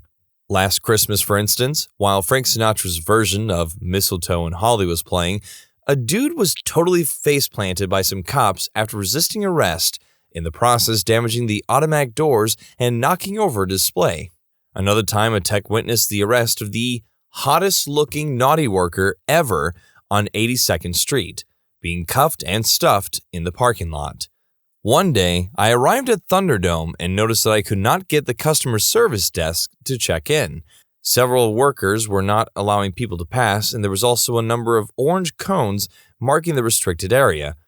A quick whiff indicated what my eyes later confirmed. Crap all over the floor. The men's room is right next to the customer service area. Eventually, they had to break out the Zamboni machine to finish cleaning up. I had about 10 registers to work on there that day. They beat the hell out of their equipment in that store, and after 2 hours, I was ready to take a leak and check out. They still weren't letting anybody into the men's room. God only knows what horrors there must have been. Working there as a cashier since October, Christmas Eve rolls around, and thank God I'm not scheduled to work. Cue phone call from the manager asking why I haven't come in yet that day. I'm not on the schedule? Manager. Yes, you are. I'm not coming in. I wasn't on the schedule. Next day I worked was the day after Boxing Day went, and looked at the schedule, and lo and behold, someone wrote that I was supposed to work in pencil. I quit shortly thereafter. I had a coworker call me one morning, and when I answered the phone very sleepily, she just started crying and asked, "You didn't know you were scheduled, did you?" I hadn't been scheduled, but my boss changed the schedule after my previous day of work and didn't inform me. I couldn't get to work that morning because of my lack of transportation, and I had to hang up after a painful conversation with my sobbing coworker. I transferred not long after that since my boss let that happen a few more times. I shouldn't have to wake up at 5 in the morning to call my boss and see if I'm scheduled for the day simply because she changed the printed schedule constantly. See, coworkers couldn't leave until coverage arrived. If you're the only trained cashier and the next person doesn't show up and no one else on the floor is cashier trained, they want you to stay until the late person shows up. But if they'd already worked 8 hours and covered for 2 additional hours with their coverage not showing up, she was likely to be overworked and at her wit's end, only to call and realize no one was coming and she'd have to do a double shift. I worked at Walmart about 13 years ago at one of the few stores left that closed overnight. It was a regular old Walmart, not at all super. I worked overnight stocking. I liked it. I only dealt with customers for a couple hours before the store closed and then just stocked the shelves. I mainly worked in the automotive department, and the nights would go by really fast. I worked with a bunch of people who were related to each other. There was a dad, Steve, his wife's sister, and a stepdaughter who worked there during the day in the jewelry department. Steve stocked the sporting goods department right next to mine. This guy was really gross. He would constantly pop over to my section and ask me if I needed help lifting stuff up onto the overstocked shelves, and he would make comments about how pretty I was and how if he was 10 years younger, he'd date me. Dude was pushing 50 and I was just a 19-year-old girl. I just laughed off his comments, say I didn't need help, and that I was perfectly happy with my boyfriend, thank you. One night, he decided to tell me how big his one-eyed monster was. He relayed a story, a total lie, I'm sure, about how one day he was getting out of the shower and his stepdaughter, who was 17, saw him accidentally and exclaimed about how nice his one-eyed monster was and how she wanted to try it out. I was dumbfounded and I did not know what to say. I just said, "Oh, well, I gotta get back to work," and kind of shuffled away.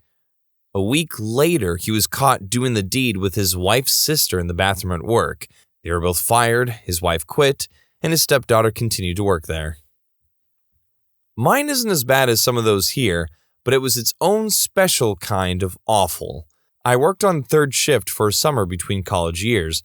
The Walmart I was in had about 1 hour's worth of music playing over the speakers all night, playing on a non-stop loop. My sleep habits were already pretty mucked from trying to adjust to third shift, but the music is what really did it. I heard that same music loop over and over again, all shift, 5 days a week. When I left the store, I would still hear it running in my head. Then I started hearing it in my dreams. Then it got so ingrained that I started just dreaming I was working my shift at Walmart. Several days a week, I would have the experience of working an entire 8-hour shift. Then just around quitting time, my alarm clock would go off, and I would wake up and go work an 8-hour shift. I quit a few weeks early at the end of the summer because I was losing my gosh darn mind. I sprained my back moving product in the back. At first I thought it was a pulled muscle, and I walked towards the pharmacy to try and buy a heating pad and some Tylenol. I made it to jewelry, barely keeping conscious from the pain. I asked my coworker to call management and let them know I had hurt myself pretty badly and needed to go to the hospital. Management told her to have me go back to the office to fill out paperwork. I blacked out twice going back and was yelled at for taking so long. I ended up being out for a month and a half for the injury and got a whopping $24 in workman's compensation because the second I got hurt, my hours were reduced to 1 hour a week. I hate Walmart. A friend of mine was working part-time at Walmart. He'd been there for over a year. He was working any and all positions, shifts that they threw at him, so he could try to provide for his wife and unexpected baby. He started to apply for any and all full-time positions as they really needed the benefits. One day, management took him aside and told him this was not the Walmart way, and he needed to make a plan with steps on how to get a particular position. Apparently, anything full-time is not okay. Walmart wants to help you achieve your specific goals, but really Walmart wants to use you as much as they can and break your spirit. Once I had a woman who was giving me a hard time about a coupon that was expired. Coupon people are the worst. She refused to give up. She really wanted that $1 off. My line was getting really long and I was getting really frustrated. So I reached in my pocket and pulled out a $5 and said, "If I give you a $5, will you give up on this coupon?" She got angry and said, I can't believe you said that to me. She told the CSM, but I didn't get in trouble for it. The amount of times that people ask me why we don't take coupons after they expire is ridiculous. They have a freaking date on them for a reason. I'll start with my grossest. A woman comes in with some underwear and said they didn't fit, and she wanted to return them for cash because she had already bought the correct size elsewhere. She had a receipt and plopped a Walmart bag down on the counter. Inside this bag were 6 crusty, crap-stained underwear that were a biohazard from 6 feet away. Needless to say, I did not touch them. I paged the manager on duty and he tells me to just take them back, despite being very gross. Processed the return and she happily left the store with her $8. Former cart pusher. Had an old lady try to tip me $1 after I helped her bring her newly bought plants or some crap to her car. Told her I couldn't accept it per company policy, and it was only $1, so it wasn't particularly enticing. She then proceeded to roll over in her little scooter mobile and stuff it down the front of my pants. She chuckled dirtily as she rolled away. Yo, Granny is making it rain over here. Look at all those pennies. Just tossing pennies at all of those cart pushers.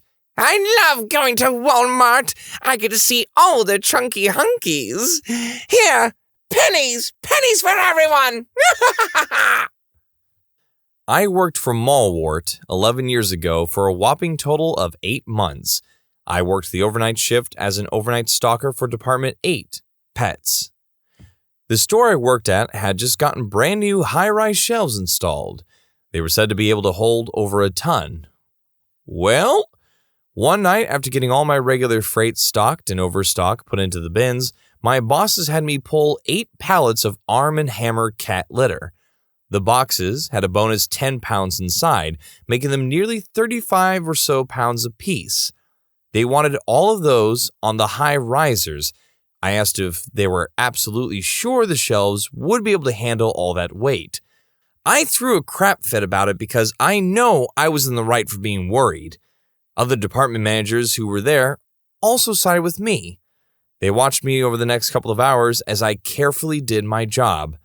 As I was putting the final 12 boxes on the bottom shelf, I heard a cracking and tearing sound. And the next thing I know is I'm buried underneath all of the cat litter that had caused the shelves to collapse. Everybody in the store heard it happen, and everybody was explicitly told not to dial 911 or anything. Muck that crap! After getting all my blood cleaned from my face and cuts patched up, I called my uncles, then my girlfriend, who was a lawyer, told her what had just occurred and what the upper management is attempting to do. As of today, I still haven't spent all the money I received as a result of going to court over it. Muck Walmart! I was a department manager in frozen foods. One day, on one of my days off, so I didn't witness this, one of my employees came into work seeming very confused and disoriented. She couldn't remember the date, what day it was. Someone asked her what her name is. She couldn't remember. She clearly had what some would call a very minor case of serious brain damage. The store refused to call 911 and instead called for her mother to pick her up and take her to the hospital. Apparently, something that not everyone appears to be aware of is that if you ask someone, "What is your name?" and they respond, "I don't know," then you need to call for an ambulance. This woman had a blood vessel in her brain that popped. Her head partially exploded. It could have terminated her. And those cheap plastards at Walmart wouldn't call 911. There was also someone in produce who had a heart attack. The store didn't call 911 for him either. One of the other produce associates had to volunteer to take him to the hospital. Walmart is the only place I've ever worked at where I could say they wouldn't care if I passed on right there in the store. And it wouldn't be hyperbole. Muck Walmart. Wow, there definitely is a theme here. That's 2 stories now of people nearly just getting terminated in the store. Is there a rule or something that you just can't call 911? That's insane. Why would they do this? What's wrong with you, Walmart? I was working at Walmart at the beginning of this year. Aside from weird older men hitting on me, it wasn't that bad. A few weeks before the minimum pay was raised, they decided I needed a new position in the store. I was told that I was great with people and need to be out helping customers as opposed to checking. Sales associates get paid less than cashiers. They told me that since it was basically a promotion for me, that they would let me keep the cashier pay instead of lowering me to sales pay. I agreed to the job for that reason, plus new job was full-time. A week later, they take me to sign the papers for the job switch, and the manager gets to the pay part. He says, I know we told you that we could keep the same pay, but it's just easier to make it the same as everyone else's. Besides, everyone's pay is going up in a few weeks anyway. So I just agreed, whatever, still going to be making more. Then my hours start getting cut. I agreed to 40 hours. I was cut down to 25. My manager said he messed up the schedule on accident and would fix it.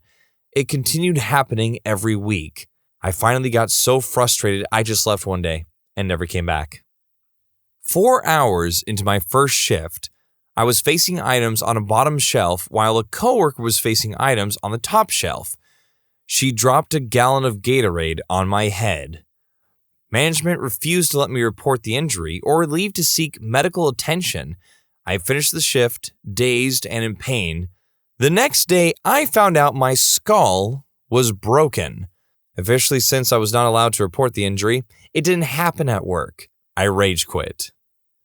This happened before I got hired, but I heard enough about it from coworkers. An elderly couple would come in once a week to go shopping.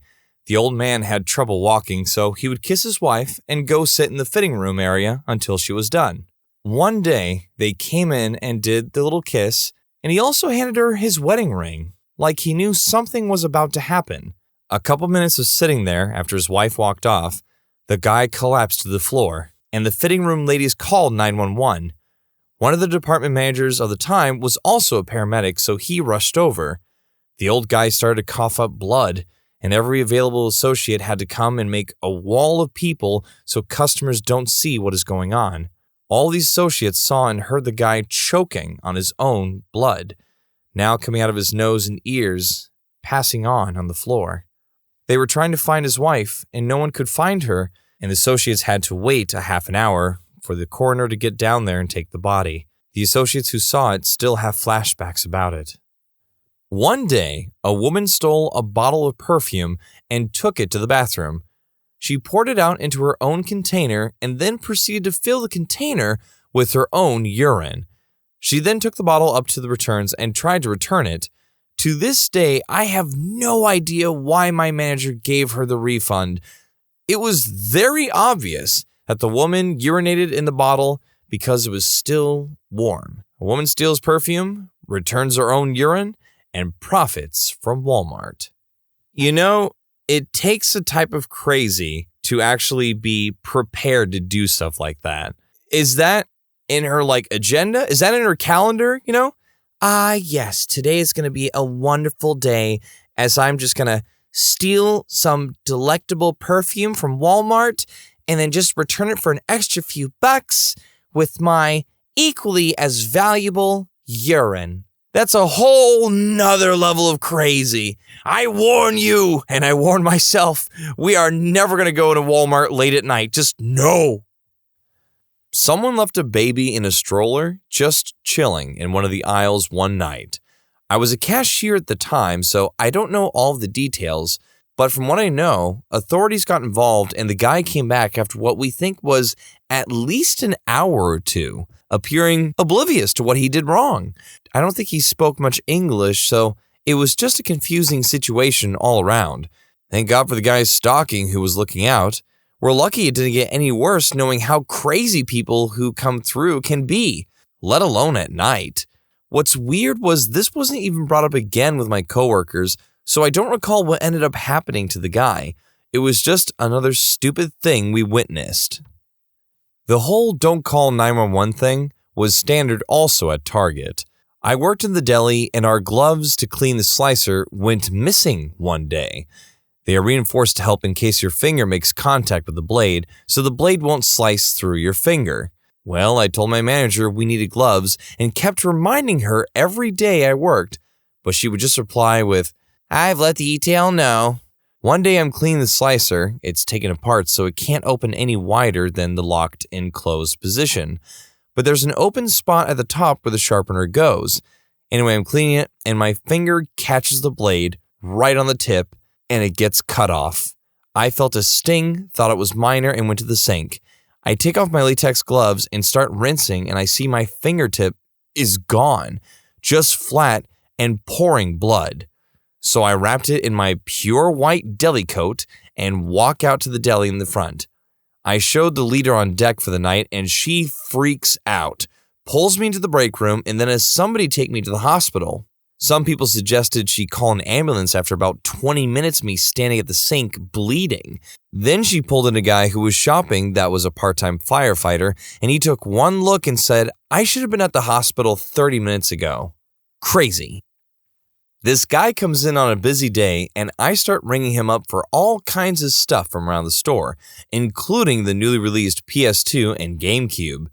Yeah, I worked there a lifetime ago. He writes a check, and I proceed to process it in our little machine.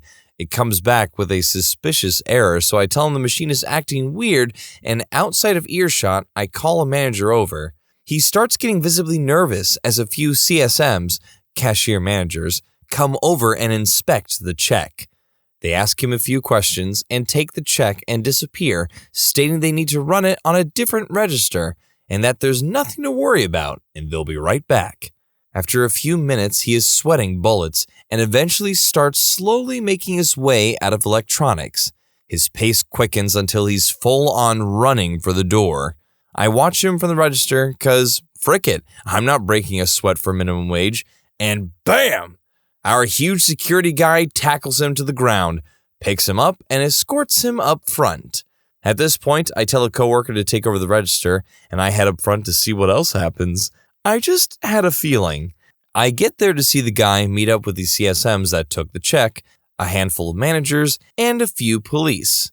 They present the check to him, ask where he got it, and before anyone can react, he lunges forward, grabs the check, and eats it.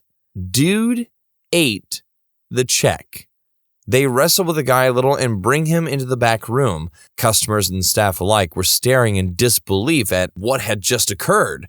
I found out later that the guy was traveling from Walmart to Walmart across state borders, passing bogus checks. So, yeah, normal stuff. When you subscribe, make sure to hit the bell to turn on notifications.